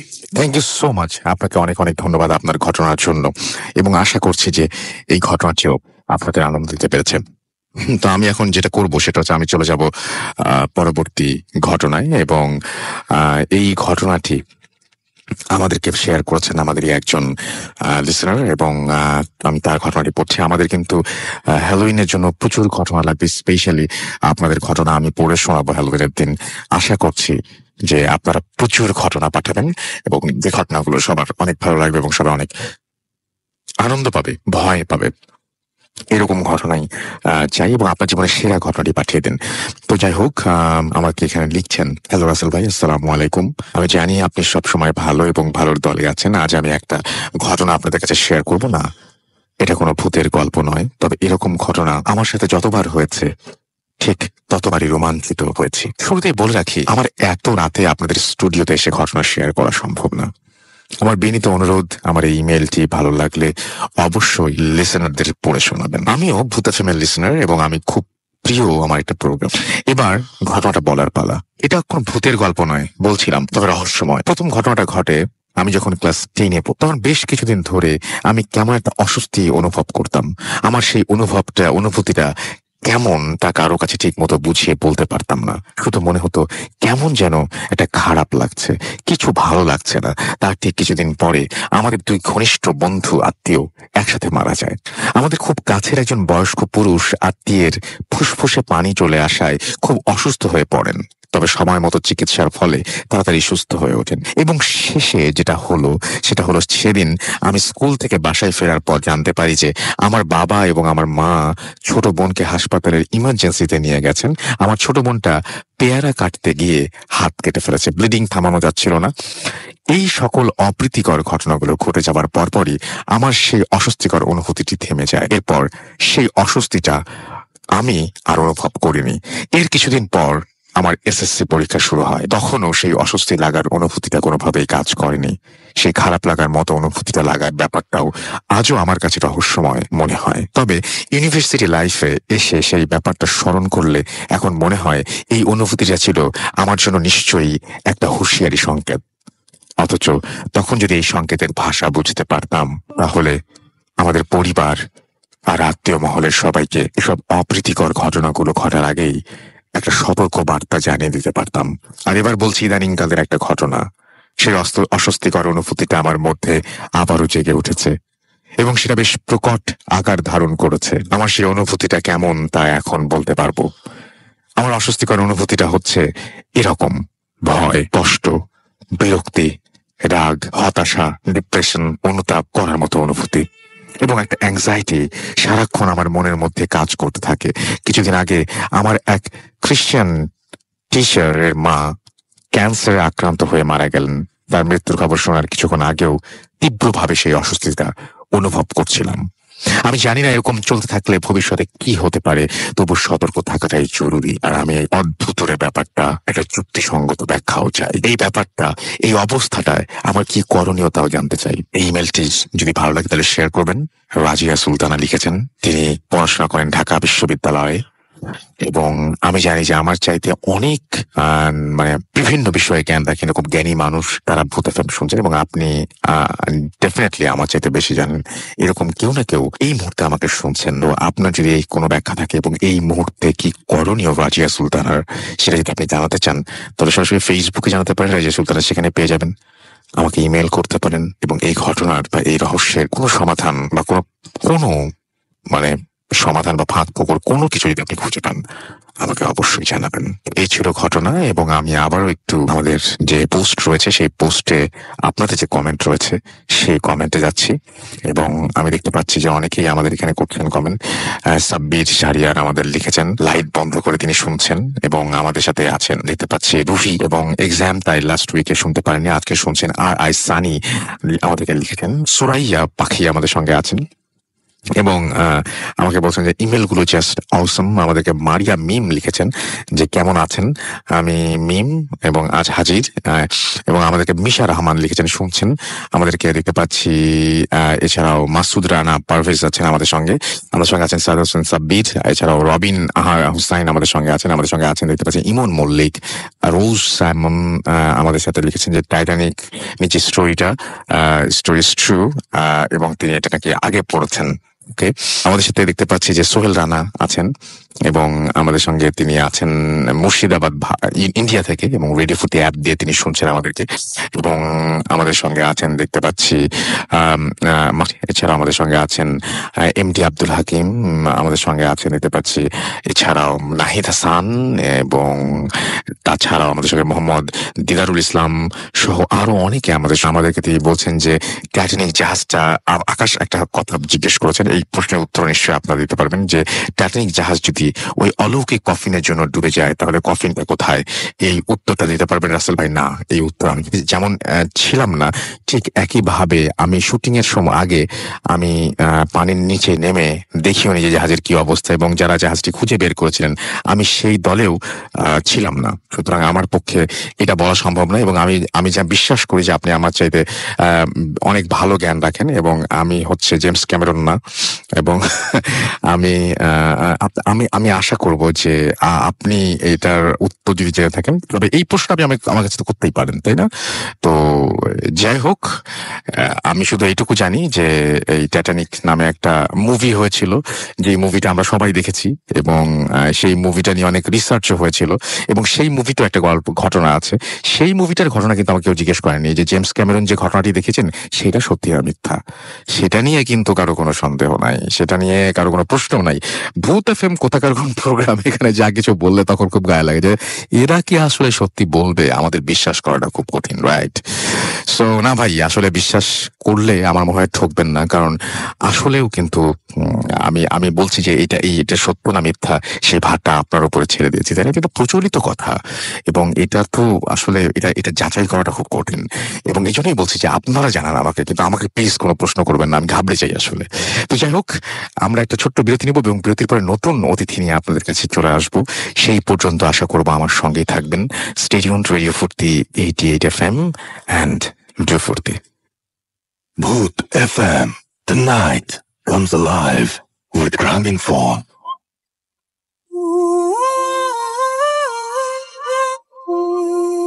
Yes, night comes alive with Graminphone. And thank you Grameenphone আমাদের সঙ্গে থাকার জন্য। এই দীর্ঘ পথ চলায় আমাদের 7 বছরের পথ চলা কমপ্লিট হয়েছে এবং আমরা আরো সামনে যেতে চাই আপনাদের সাথে, এবং আমরা আশা করব যে আমাদের সামনের সময়গুলোতে আপনারা আমাদের সাথে থাকবেন। এবং আমি দেখতে পাচ্ছি যে কেমন আছেন রাসেল ভাই, আমি ওমান থেকে আমাদের লিখেছেন অসীম দেবনাথ, এবং এবার আমি লাইভ শুনতে পারি না, ডিউটিতে থাকি। ওকে, এখন নিশ্চয়ই শুনছেন আমাদেরকে আজকে। এখন কি শুনছেন? আচ্ছা, লাইভ শোনার কিন্তু মজা আলাদা। সো যেদিন মানে চেষ্টা করবেন যে ফ্রাইডে অফ নেওয়া যায় কিনা। এনিওয়েজ, আমরা চলে যাব আমাদের পরবর্তী ঘটনায়, আমাদের পরবর্তী অতিথির কাছে। আপনার নামটা প্লিজ একটু বলবেন, তারপর আপনার ঘটনায় যাবো আমরা। জি, একটু কাছে এসে বলতে হবে, এবং আমার মনে হয় যে আপনার যে নামটা সেটা আগে বলবেন, তারপরে কোথা থেকে এসছেন সেটা বলবেন, তারপর আপনার ঘটনায় যাব। থ্যাংক ইউ রাসেল ভাই। আমার নাম মোহাম্মদ তৌরাত ইসলাম। আমি মুগদা আহমদবাগ থেকে এসেছি। জি। আমি আজকে আমার লাইফে ঘটে যাওয়া একটা ঘটনা শেয়ার করব সবার সাথে। তো ঘটনাটা হচ্ছে 2012 সালে আমার কাজিনের বিয়েতে আমি তখন গ্রামে গিয়েছিলাম। তো তখন বিয়ে শেষে মানে বিয়ে উঠাই দেওয়ার পর, মেয়েদের বিয়ে উঠাই দেওয়ার পর গ্রামে সাধারণত সকল মুরব্বীরা একত্রিত হয়ে একটা মিটিং হয় যে কি আসার মানে খরচ টরচ এইসব বিষয় নিয়ে, এসব বিষয় নিয়ে একটা মিটিং হয়। তো গ্রামে সাধারণত ঘরগুলো একটু ডিস্টেন্স মানে একটু দূরত্ব রেখে আপনার ঘরগুলো হয়, এক ঘর থেকে আরেক ঘরে একটু ডিস্টেন্সটা বেশি থাকে। আচ্ছা। তো আমি ছিলাম আমার খালু রুমে, আমি আর আমার ছোট ভাই কাজিন ও ছিলাম। তখন প্রায় 9-10টা 10:30 মতো বাজে। তখন ডান্স বাংলা ডান্স নামে একটা প্রোগ্রাম ছিল, তো ওই প্রোগ্রামটা দেখতেছিলাম। আচ্ছা। তো দেখতে দেখতে হঠাৎ মানে ক্ষুধা লাগে, আমি আমার ওই ছোট ভাইকে বলি যে তুমি বাইরে থেকে কিছু নিয়ে আসো, আমরা খাওয়া দাওয়া করি। আচ্ছা। আর রাসেল ভাই এই একটু বলে রাখি, ওই মানে যে ঘরটার নিয়ে কথা বলবো সেটা সম্বন্ধে একটু বলি। প্লিজ বলেন, প্লিজ, কোনো সমস্যা নেই। সেটা হচ্ছে ঘরটা হচ্ছে একদম নদীর সাথে, বাউন্ডারি করা, নদীর সাথে একদম লাগানো। দরজাটা হচ্ছে শুধুমাত্র উঠানোর দিকে, আর সম্পূর্ণটা হচ্ছে নদীর সাইড করা। আর ওই ঘরের ডিস্টেন্স হচ্ছে প্রায় 1.5 তলার মতো। এই 1.5 তলাটা বললাম কারণ এটা কেউ লাফ দিয়ে ওঠার মতো কারো পসিবিলিটি নেই। যাই হোক, তো আরেকটা কথা বলতে ভুলে গেছি, সেটা হচ্ছে আমার একটা পোষা কুকুর ছিল। আচ্ছা। গ্রামে তখন পোষা কুকুর ছিল, ওইটা দরজার সামনে বসা ছিল। তো হঠাৎ করে কিছুক্ষণ পর আমি মানে টিভির দিকে শোটা দেখতে দেখতে হঠাৎ করে বুঝতে পারলাম যে নদী থেকে লাফ দিয়ে কিছু একটা মানে উঠানে উঠছে, হয়তো বা কুকুর বা বিড়াল, এরকম একটা কিছু বুঝতে পারতেছি। তো যাই হোক, কিছু ওইদিকে তেমন একটা আমার সেন্স ছিল না। তো এরকম শো দেখতে দেখতে আরো 5-10 মিনিট পর দেখি যে দৌড় দিয়ে এসে একটা বিড়াল যখন দৌড় দিয়ে এসে কোথাও লাফ দেয়, মানে একটু মানে নিরিবিলি পরিবেশে কিন্তু এটা স্পষ্ট একটু বোঝা যায়। যাই হোক, আমি বুঝতে পারলাম যে লাফ দিয়ে এক লাফে সে মাটি থেকে মানে চালে উঠে গেল। আচ্ছা। আমি এই 1.5 তলা কারো পক্ষে সম্ভব না, একটা কারো বিড়ালের পক্ষেও সম্ভব না। যাই হোক, আমি ওইরকম মানে তখন এরকম চিন্তা ভাবনা ছিল না যে এক লাফে একটা বিড়াল বা কুকুর মানে চালে উঠায়, এটা কি সম্ভব? তখন এই সেন্সটা ছিল না। তো সেদিন গরমকাল হওয়াতে আমি প্রত্যেকটা জানলা খুলে দিয়েছিলাম নদীর বাতাসটা আসার জন্য। যাই হোক, শো দেখতে দেখতে হঠাৎ করে 5-10 মিনিট পর দেখি চালের উপরে আপনার 1-2টা করে চালের উপর মনে হয় কেউ যেন হাঁটতেছে, মানে 1 পা 2 পা দিই। এরকম ভাবে 2-3 বার হয়েছে। 2-3 বার যখন হয়েছে তখন আমি ভাবছি হয়তো বা বিড়াল বা ইঁদুর দৌড়াদৌড়ি করছে। তো আমি এই জন্য আর কি এটাকে মানে তাড়ানোর জন্য একটা আওয়াজ দিই। তো যখন আমি আওয়াজটা দিই, তার পরবর্তীতে দেখি যে আরো বেশি হয়। যখন এইভাবে 3 বার হয়েছে তখন আমি একটু রাগান্বিত হই এবং রাগ করে একটু রাগের মাথায় তাড়ানোর চেষ্টা করি।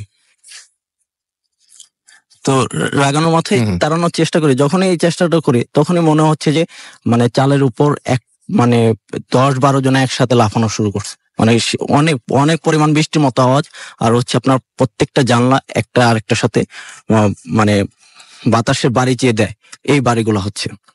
তারপর সেদিন তেমন একটা বাতাসও ছিল না, আর জানলাগুলো ছিল আপনার গ্রামের 2 পার্টি জানলা হয়, এই 2 পার্টে 4টা পার্টি একসাথে পারি খাচ্ছে। কিন্তু তখন ওই মুহূর্তে মানে নদীতে যে বাতাসটা ছিল তার থেকে বেশি এই বাতাসে জানলাগুলা বাড়ি খাওয়ার কথা ছিল না, কিন্তু তখন অনেক পরিমাণ মানে জানলাগুলা বাড়ি খাচ্ছে, আর চালের উপরে মনে হয় বৃষ্টির মতো আওয়াজ। আচ্ছা। আর যখন আমি ভয় পেয়ে যখন আমার মাকে ডাক দিই, যখনই ডাক দিছি তখন তার সাথে সাথে মানে এই আওয়াজ, এই জানলার বাড়ি সবকিছু স্টপ, একদম স্টপ। তারপর আমার বাবা মা সবাই আসলো, এসে জিজ্ঞেস করছে। যখন তাদেরকে বলছি, তারাও মানে আমি যেন ভয় না পাই এই ব্যাপারটা উড়াই দেওয়ার জন্য অন্য একটা মানে বক্তব্য দিছে, কিন্তু আমি এটার রহস্য আজ পর্যন্ত খুঁজে পাইনি। এটা কি যে রহস্য, মানে এটা আপনি এখনো বুঝতে পারেন? এখনো বুঝতে পারিনি। এখনো আর একটা কথা বলি, ওই ঘরটাতে এখনো এরকম একটা মানে ঘটনা ঘটে। আচ্ছা, এখনো পর্যন্ত? এখনো পর্যন্ত। থ্যাংক ইউ ভেরি মাচ আপনার ঘটনার জন্য। আপনাকে অনেক অনেক অনেক অনেক ধন্যবাদ। আমরা চলে যাব আমাদের পরবর্তী ঘটনায় সরাসরি, এবং আমাদের সঙ্গে আরো একজন অতিথি আছেন। আপনার নামটা প্লিজ একটু বলবেন কাছে এগিয়ে এসে, এবং আপনি নামটা বলার পরে তারপর আপনি কোথা থেকে এসেছেন সেটা বলবেন, তারপর আপনার ঘটনায় যাবো আমরা। Hi dear listener, I'm Sakib. I'm come from Savar City University, Dhaka. Okay. আমি যে ঘটনাটি শেয়ার করবো এটি হচ্ছে একটি আপুর লাইফে ঘটে যাওয়া একটি ঘটনা। তো আমি আপুর নামটা বলছি না, প্লিজ। তো বাংলাদেশে একটি নামকরা সরকারি মেডিকেল কলেজে ঘটে যায় তার লাইফে একটি ঘটনা। তো এটা হচ্ছে যে তিনি মেডিকেলে ট্রান্সফার পর হচ্ছে তিনি হলে চলে আসেন, তিনি হলে থাকতে হবে, হলে চলে আসেন। তো ফার্স্ট দিন তিনি হলে সবকিছু নর্মাল ছিল, তিনি বাসা থেকে জার্নি করে হলে আসছেন। তো সবকিছু গোছানোর পর তিনি ভাবলেন যে একটু রাতে একটু বেলকনিতে হাঁটাহাঁটি করে আসি, তাহলে একটু ভালো লাগবে। তো তারপর তিনি বেলকনিতে যান। তো যাওয়ার পরে তিনি যেটা দেখেন সেটা হচ্ছে যে একটা ডাস্টবিনের পাশে নিচে উনি থাকতেন হচ্ছে আপনার 6th ফ্লোরে। তো ডাস্টবিনে দেখতেছেন যে একটি মহিলা, সে হয়তো বা দূর থেকে বুঝতে পারেনি যে মহিলাটা কোন টাইপের হবে। তো ডাস্টবিনের আশেপাশে ঘোরাঘুরি করছে। তো তিনি ভাবছেন হয়তো বা পাগল টাইপের কি হতে পারে, ডাস্টবিনে কিছু হয়তো বা তিনি দেখছেন। আচ্ছা। তো তারপর তিনি রুমে চলে যান। তো চলে যাওয়ার পর সেই দিন ঘুমান। তো তারপরে সকালে উনি ক্লাসে যান। তো ওনার ক্লাসে যাওয়ার পর ওনাকে ফার্স্ট ওনাদের হচ্ছে টিচার ওনাকে অ্যানাটমি বিভাগে নিয়ে যাওয়া হয়। যে নিয়ে যাওয়ার পর হচ্ছে একটি মানুষের একটি হাত বা হাতের একটি কিছু পরীক্ষা বা কিছু দেখাবেন, এই জন্য নিয়ে যাওয়া হয়। তো দেখা যাচ্ছে মর্গে হচ্ছে অনেক বেওয়ারিশ লাশ থাকতো। তো তার একটি হাত ওনাদের দেখাচ্ছে যে কিভাবে কি হয়, ফিঙ্গারের কোন অংশ কোথায়, এগুলো দেখাচ্ছিল। তো উনি ফার্স্ট টাইম যেহেতু ওনার ক্লাসটা উনি নিতে পারেনি, তো না পেরে বলছে স্যার আমি ক্লাস করতে পারবো না, আমার একটু খারাপ লাগছে। তো স্যার একটু রীতিমতো রেগেই যায় যে তুমি মেডিকেলে পড়তে আসছো, অবশ্যই তোমার একটু হতে হবে, হার্ড হতে হবে, তুমি হার্ড ওয়ার্ক করতে হবে আর কি। তো তুমি তাতেই তুমি নার্ভাস হয়ে যাচ্ছ। তো স্যার বলছে ঠিক আছে তুমি আজকে যাও, পরবর্তীতে তুমি ভালোভাবে প্রিপারেশন নিয়ে আসবা। তো তারপর উনি হলে চলে আসেন। তো রাতে আবার হচ্ছে উনি যে ওনার সাথে একটা ব্যাগ ছিল, তো ওই ব্যাগটা হচ্ছে সামহাও সেদিন রুমমেটরা ছিল না রুমে, তো ব্যাগটা হচ্ছে একটা হ্যাঙ্গারে ঝোলানো ছিল। তো দেখা যাচ্ছে যে রাতে প্রায় হচ্ছে 12:30 মতো হবে। তো এই সময় দেখা যাচ্ছে তার রুমের মধ্যে কিছু একটা আওয়াজ হচ্ছে, লাইক যে দেখা যাচ্ছে যে কেউ একটা মানে কোনো কিছু ধরে মানে করতেছে, মানে ওটা নিয়ে আসলে একটু মানে আঁকা বাঁকা কুচকানো বা এই টাইপের কিছু একটা শব্দ আর কি। তো উনি লাইট জ্বালা দেখে যে সবকিছু নর্মাল ছিল। তো তারপর উনি আবার একটু শুতে যান। তো দেখা যাচ্ছে যে আবার সেই শব্দটা সাউন্ডটা আমি শুনতে পারেন। তো সেই রাতে উনি বলতে ঠিক আছে একটু আমার হয়তো বা হ্যালুসিনেশন হচ্ছে, একটু বেলকনি থেকে আবার হেঁটে আসি। তো রাসেল ভাই ওই যে আগে যে বললাম যে মহিলাটাকে তিনি প্রথম দিন দেখেছেন, বাট আবারও সেই মহিলাটাকে দেখতে পাচ্ছেন যে ওখানে ডাস্টবিনের আশেপাশে ঘোরাঘুরি করছে। তো তারপরে উনি বিষয়টা আসলে অতটা মাথায় নেয়নি। তো না নিয়ে উনি আবার রুমে চলে আসে। তো সেদিনের মতো উনি ঘুমায়। তো তারপর উনি একা একা খুঁজতে থাকে যে আমি এই মহিলাটাকে রাতে দেখি, বাট এই মহিলাটা অবশ্যই তো মেডিকেলেই থাকবে, তো আশেপাশে কোথাও থাকবে, কিন্তু উনি খুঁজে। তো ওনার বান্ধবীরা ওনাকে জিজ্ঞাসা করে আসলে তুমি কি খুঁজো, তুমি কি তা খাও। তো একটা ফান করে একটা কথা বলে, সেটা বলছি না। তো বলছে যে আমি একটা জিনিস খুঁজি, তো আমি আসলে রাতে দেখি, বাট আমি সকালে পাই না কেন। আচ্ছা, বলছি কি বলে, আমি একটা ডাস্টবিনের পাশে একটা পাগল টাইপের একটা মহিলা দেখতে পাই যে সব সময় ঘোরাঘুরি করে। তো ওনারা বলে যে কই, আমরা তো এত দিন থেকে আসি, আমরা তো কোনো কিছু দেখতে পাই না, তুমি কিভাবে দেখতে পারো? তো তারপরে বলে হয়তোবা তুমি ভুল দেখছো, হয়তোবা দেখা যাচ্ছে ক্লিন মামার আসছিল রাতে, হয়তোবা নিয়ে গেছে। তো দেখা যাচ্ছে সচরাচর ক্লিন মামার রাতে ক্লিন করতে আসে না। তো তারপরে হচ্ছে উনি এইভাবে চলতে থাকে। তো আস্তে আস্তে ওনার কেমন জানি ফিল করে যে উনি কিছু একটা ফিল করতে পারছে, যে উনি স্বপ্নেও দেখছে ওনাকে। তারপরে হচ্ছে যে উনি আস্তে আস্তে অসুস্থ হয়ে যায়। তো দেখা যায় যে উনি অসুস্থ হতে থাকেন। তারপরে ওনার ফ্রেন্ডরা ওনাকে সাজেস্ট করে ঠিক আছে তুমি তো নতুন আসছো, তুমি কয়েকদিন বাসা থেকে ঘুরে আসো, তাহলে হয়তো ভালো লাগবে। তো যে রাতে উনি বাসায় যাওয়ার প্রিপারেশন নিয়েছে, তো সেই রাতে ওনাকে ইনফর্ম করে যে স্বপ্নে দেখতে পাচ্ছে যে ঠিক আছে তুমি আমার কথা কেন তোমার রুমমেটদের সাথে শেয়ার করছো। তো বলে যে ও আর কাউকে তুমি কখনো আমার এটা শেয়ার করবা না, তুমি এটা ঠিক করোনি, শেয়ার করবা না, তাহলে তোমার ক্ষতি হবে। তারপর তিনি ভাবে যে স্বপ্নে, তারপরে তিনি তারপরের দিন বাসার যাবেন। তো বাসায় তিনি চলে যান। তো চলে যাওয়ার পর বাসায় যে কথাগুলো শেয়ার করেন, বাবা বলে এটা হয়তো বা তোমার ভুল হতে পারে। তো তারপরে এক রাতের ঘটনা বলি, সেটা হচ্ছে উনি যেভাবে বলেন যে প্রায় 3টা 3:30টার সময় তো ওনার একটা সাউন্ডে ওনার ঘুম ভেঙে যায়। তো উঠে উনি যেটা দেখেন যে ওই মহিলাটা ওনাকে ডাকছে। তো উনি ততটা মাথায় নেয়নি, তো নানি একটা ঘুমের ঘোরেই ওই মহিলার সাথে উনি চলে যান। তো চলে যাওয়ার পর ওনার বাসার পাশে একটা হাইওয়ে ছিল। তো উনি যখন যাচ্ছিল হাইওয়ে দিয়ে, তো দেখা গেল যে উনি দেখতে পাচ্ছেন যে মহিলাটা হচ্ছে মানে সামনে অনেক গাড়ি যাচ্ছে, বাট উনি গাড়ির মাঝখান দিয়েই যাচ্ছে। তো উনি তখন ভাবলেন যে এই মহিলাটা যদি লাইক মানুষ হতো তাহলে তো অবশ্যই অ্যাক্সিডেন্ট করতেন, বাট তার উপর দিয়ে গাড়ি চলে যাচ্ছে। তো তারপরেও তিনি কিভাবে যাচ্ছেন। তো ওখানে ট্রাফিক পুলিশ থাকে। তো উনি বলে যে ওনাকে চিল্লাচ্ছে যে তুমি কোথায় যাচ্ছ, বা তুমি কি মানে সুইসাইড বা এই টাইপের কিছু করতে আসছো না কিছু করতে যাচ্ছ। তো তখন উনি কিছু না বলে তখন উনি একটা চিৎকার দিয়ে ওখানে সেন্সলেস হয়ে যান। তো তারপর ওনাকে বাসায় নিয়ে আসা হয়। তো তারপরে উনি পরবর্তীতে যখন হলে যান, তো ওখানে উনি অনেক করে যে ঘটনাটা উনি বাইর করেন আসল রহস্য, সেটা হচ্ছে যে একটা সময় ওই মেডিকেলে একটি মহিলার মহিলাটা গরিব ছিল। তো ওনার আর কি মানে বাচ্চা অপারেশন করার পর তো ওনার বাচ্চাটা সামহাউ মিস হয়ে যায়। তো উনি ওইটা না নিতে পেরে তো উনি একদম মানে শকড হয়ে যায়, বাসায় ওনাকে নিয়ে হয়। তো তখন উনি একটু পাগল প্রায় অবস্থা। তো তারপর উনি যখন একদম উন্মাদ পাগল হয়ে যায়, তখন তিনি শুধু এই হসপিটালেই আসে, মানে আর কোথাও যায় না। তো একদিন এই হসপিটালে থাকা অবস্থায় তো উনি একটা মানে রাস্তায় অ্যাক্সিডেন্ট করে মারা যান। তো তখন থেকেই ওই প্রবলেমটা অনেকেই দেখছে। তো তারপরে পরবর্তীতে সেটা ওনার সাথেই ঘটে। তো এই ছিল আমার স্টোরি। থ্যাংক ইউ রাসেল ভাই। অনেক ধন্যবাদ আপনাকে। আমরা একটা ছোট্ট বিরতিতে যাবো এবং বিরতির পর আবারও ফিরে আসবো এবং আশা করছি সেই মুহূর্ত পর্যন্ত আপনারা আমাদের সঙ্গে থাকবেন। স্টে টিউনড রেডিও ফুর্তি 88 FM and Joy Furti. Bhoot FM. The night comes alive with Gramophone.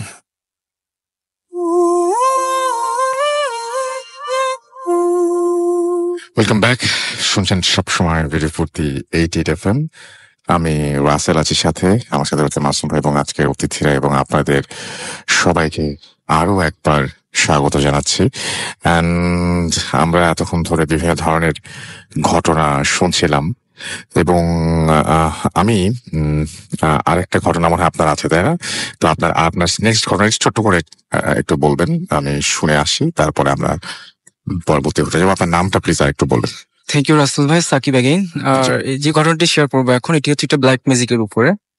তো আমার ফ্রেন্ড, আমি নামটা বলছি না, ও জার্মানি একটি প্রাইভেট মেডিকেলে পড়াশোনা করতো। তো দেখা যাচ্ছে যে প্রাইভেট মেডিকেল গুলোতে হয় কি যে হল থাকে না, তো ওই জন্য তাকে বাইরে থাকতে হতো। তো ও যে ইয়াতে থাকতো, এরিয়াটাতে, ওটা একটা মানে কি বলবো, জার্মানি একটা পপুলার এরিয়া, নামটা বলছি না। তো ওর বাসার পাশে একটা গ্রাভিয়েট ছিল। তো দেখা যাচ্ছে যে ও প্রথম 2 মাস ওর মানে সবকিছু নর্মালে যাচ্ছিল। তো তারপর থেকে প্রবলেম শুরু হয় ওর 3 মাসের একদম শুরুর দিকে, ফার্স্ট উইক থেকে তার খুবই মানে অস্থির লাগতো। লাইক দেখা যাচ্ছে যে সে কিছু অদ্ভুত স্বপ্ন দেখতো। দেখা যাচ্ছে যে তার যে সব প্রিয় পার্সন গুলো, তোর তার মধ্যে ছিল তার বড় আম্মু। তো একদিন তার বড় আম্মু স্বপ্নে দেখলো যে সে তার বড় আম্মু সিঁড়ি থেকে পড়ে তার পায়ে ব্যথা পায়। তো সে সাথে সাথে বাসায় ফোন দেয়, দিয়ে বলে যে আম্মু, বড় আম্মু কি এটা হয়েছে? তো আম্মু বলে যে তুই কিভাবে শুনলি, তো কে বলছে? তো বলছে না, আমি তো শুনিনি, আমি জাস্ট স্বপ্নে দেখেছি। তো বলতেছে না, তো কেউ বলছে, তুমি আমাকে বলো। তা বলে না, কেউ বলেনি। তো এটা পরে চলে যায়। তো তারপরে আরেকদিন দেখা যাচ্ছে যে আরেকটা স্বপ্নে দেখলো যে তার পাশের একটা দাদি ছিল পাশের বাসায়, তো তিনি মরে গেছে। তো তারপরে আবার সে ফোন দিয়ে তার আম্মুকে বলে যে আম্মু, দাদি তো মরে গেছে। তখন বললো যে তুমি কিভাবে শুনলা? তো বলছে আমি স্বপ্নে দেখছি। তা বলছে এটা কি হয় যে তুমি একটা স্বপ্নে দেখতেছো সেটা সত্যি হয়ে যাচ্ছে? তো তারপরে সে অদ্ভুত স্বপ্ন, অস্থিরতা, তো তখন বাড়িতে সে পুশ করা শুরু করলো যে আমি থাকবো না, সেখান থেকে চলে আসবো। তো বাসা থেকে কোনোভাবে তাকে ম্যানেজ করা হচ্ছে, তুমি থাকো, কয়েকদিন পর তোমার আব্বু যাবে, সবকিছু ঠিক হয়ে যাবে। তো একটা রাতের ঘটনা বলি, ও ক্লাস শেষ করে ফ্রেন্ডের সাথে হ্যাং আউট করে বাসা ফিরছিল, লাইক তখন 11:30 হবে। তো এই টাইমের মধ্যে সে তাকে যে কবরস্থানের কথা বললাম, এটা হচ্ছে তাকে ক্রস করতে হবে। তো যখন সে কবরস্থানের কাছে আসে, তো তার দেখা যাচ্ছে যে বাইরের কান্ট্রির কবরস্থানগুলো হয় কি যে অনেক লাইটিং করা থাকে, একটু লাইট টাইপের থাকে। তো সে দেখতে পাচ্ছে যে তখন সে কবরস্থানটার কাছে যখন আসে তখন দেখতে পাচ্ছিল যে একটি বাতাস, মানে একটু বাতাস তার গায়ে লাগছে। আর সে হঠাৎ করে তার কবরস্থান থেকে চোখ চলে যায়, দেখতে পাচ্ছে যে কিছুগুলো মুভ করছে। তো সে ভাবছে যে হয়তো বাতাস, হয়তো বা দেখা যাচ্ছে যে লাইটের উপরে হয়তো বা গাছের কিছু ডাল পড়ছে, হয়তো বা এই জন্য এটাকে হয়তো বা রিফ্লেক্ট করতে পারে। তো সে মাথায় না নিয়ে সে দেখা যাচ্ছে যে কবরস্থান ক্রস করবে এমনটা অবস্থায় তাকে হয়তো বা দেখা যায় যে রাসেল ভাই যে পিছন থেকে দেখা যায় যে 10-12 জন একটা মানুষকে টেনে ধরলে যেরকম একটা ফিল আসে, বাট তার সেরকম একটা ফিল আসতেছে যে হয়তো কেউ তাকে একটা স্টপ করে রেখে দিছে ওইখানে। তো তার এই অবস্থাতে সে আসলে ফিল করলো যে তার পিছন থেকে কেউ একজন বাইকে তাকে বলছে স্টপ স্টপ স্টপ। তখন ও দৌড়াচ্ছে, কিন্তু ও বুঝতে পারতেছে না বাইকে যে ছিল তিনি যাকে পরবর্তী তাকে ঘটনাটা বলেন যে আপনি দৌড়াচ্ছিলেন কেন। তো তারপরে হচ্ছে তখন ওই লোকটা ওকে একটা আঘাত করার পরে পড়ে যায়, তো অজ্ঞান হয়ে যায়। তখন ওকে নিয়ে যাওয়া হয়। তো যখন তার সেন্স চলে আসে তখন তাকে বলে যে আপনি দৌড়াচ্ছিলেন কেন। তো বলে না, আমি তো দৌড়াচ্ছি না, আমি তো হেঁটে আমার বাসায় যাচ্ছি। তো বলছে আপনার বাসা কোথায়। তখন সে এরিয়াটার নাম বলে, বলছে আপনি তো আপনার বাসার এরিয়া থেকে প্রায় 5 কিলোমিটার দূরে চলে গেছেন, এটা কিভাবে সম্ভব। আমি দেখছি আপনি রীতিমতো দৌড়াচ্ছেন, কেন দৌড়াচ্ছিলেন। তো সে এটা লজিকটা খুঁজে পায় না যে আমি তো দৌড়াইনি। তো তিনি তার সাথে কথা না বলে তার কথা মেনে নিয়ে সে বাসায় চলে আসেন। তো বাসায় আসার পর যেটা হয় যে সে রীতিমতো ভয় পাচ্ছে, হঠাৎ চমকে যাচ্ছে, হঠাৎ কিছুতে স্বপ্নের মধ্যে অদ্ভুত কিছু জিনিস দেখতে পাচ্ছে। তো তারপরে এমন অবস্থায় সে মানে ওখানে সিক হতে লাগলো। বাসায় ফোন দিচ্ছে যে আমি ডে বাই ডে সিক হয়ে যাচ্ছি। তো বাসায় বলছে তোমার তো ওখানে মন টিকছে না, হয়তোবা তুমি দেশে আসার জন্য হয়তোবা তুমি আমাদেরকে কিছু উল্টাপাল্টা বকছো। তারপরে ওর বাবা সে চলে যায় ওখানে, তো দেখে যে আসলে সে অনেক সিক হয়ে যাচ্ছে। তারপরে তার মানে হেলথ কন্ডিশন অনেক খারাপ হয়ে যাচ্ছে ডে বাই ডে। তারপর তাকে দেশে নিয়ে আসে। তো দেশে নিয়ে আসার পর যেটা হয় যে বাসায় রেখে তাকে ভালো করা যাচ্ছে না। তো তারপরে ওই বাসার আশেপাশের মহিলারা বলে যে আপনি একটা হুজুর টাইপের দেখান, দেখেন যে কি হচ্ছে। তো তারপরে যখন হুজুরকে দেখানো হয় তো হুজুর বলে যে এটা আমাকে ভালো করে দেখতে হবে, আপনার যে বাসার এরিয়াটা আমাকে দেখতে হবে। তো উনি প্রায় হচ্ছে আপনার 2 দিন ধরে ওনার বাসার এরিয়াটা দেখেন। তো দেখার পর উনি যেটা ওনার গার্ডেনে তো ফাইন্ড আউট করতে পারেন যে এখানে কিছু একটা আছে। তো গাছটা ছিল বকুল গাছ। তো ওই গাছের নিচে কিছু উনি ব্ল্যাক ম্যাজিকের কিছু ইনস্ট্রুমেন্ট খুঁজে পান। সেটা হচ্ছে যে একটা পুতুলের গায়ে হচ্ছে বিভিন্ন ধরনের মানে সুতালো হচ্ছে সুই যেটাকে বলা হয় সেটা, কিছু কবরস্থানে মাটি, তারপর হচ্ছে বিভিন্ন টাইপের কিছু ইনস্ট্রুমেন্ট ওখানে ছিল। তো তারপরে ব্ল্যাক ম্যাজিক করা হয়, ব্ল্যাক ম্যাজিক যেগুলোতে করা হয়। তো তারপরে কবিরাজ যেটা ওনাকে হুজুর যেটা ইনফর্ম করেন যে এটা গাছ দিয়ে করানো হয়েছে, কারণ আপনার ছেলে হচ্ছে ডে বাই ডে সে অনেক হেলথ কন্ডিশন খারাপ হয়ে যাচ্ছে। তো একটা টাইম এসে দেখা যাবে যে সে যখন তার হেলথ কন্ডিশন একবারই চলতে পারবে না তখন বকুল গাছটাও মরে যাবে। এরকম একটা ইনফর্ম করে যে বকুল গাছটা ঝরে পাতা ঝরে যাইলে ওর হচ্ছে হাত পা মানে প্যারালাইজড হয়ে যাবে লাইক। তো তারপর হচ্ছে আস্তে আস্তে যখন গাছটা মরে যাবে, শুকিয়ে যাবে, তখন সে মরে যাবে। তো তারপরে হুজুর বলে যেটা তো আমি পারবো না, তো আমি একটা কবিরাজের রেফারেন্স দিচ্ছি, এটা আপনারা চাইলে তার সাথে যোগাযোগ করতে পারেন। তো আমার ফ্রেন্ডের বাবা পরবর্তীতে যোগাযোগ করে। তো তারপরে চলছে তার সুস্থ করার জন্য বিভিন্ন চলছে। তো এখন সে একটা প্রাইভেট একটি ক্লিনিকে আছেন, ভর্তি আছেন। তো আমি সবাইকে বলবো যে আমার ফ্রেন্ডের জন্য প্রে করতে, যাতে সুস্থ হয়ে যায়। তো এই ছিল আমার স্টোরি রাসেল ভাই। Thank you so much. আমরা দেখতে পাচ্ছি অনেকে আমাদের এখানে লিখছেন। ইমরান হুসাইন আমাদের এখানে আছেন, মেহেদি, এছাড়া আমাদের এখানে আছেন খান রাব্বি, মাসুদ রানা পারভেজ আমাদের সঙ্গে আছেন ইস্তিয়াক মাহমুদ, শেখ সাকিফ আমাদের সঙ্গে আছেন, দেখতে পাচ্ছি আমার রিয়াজ, এছাড়া আমাদের সঙ্গে আছেন শাওন, সেলিম মোহাম্মদ সাদমান আমাদের সঙ্গে আছেন।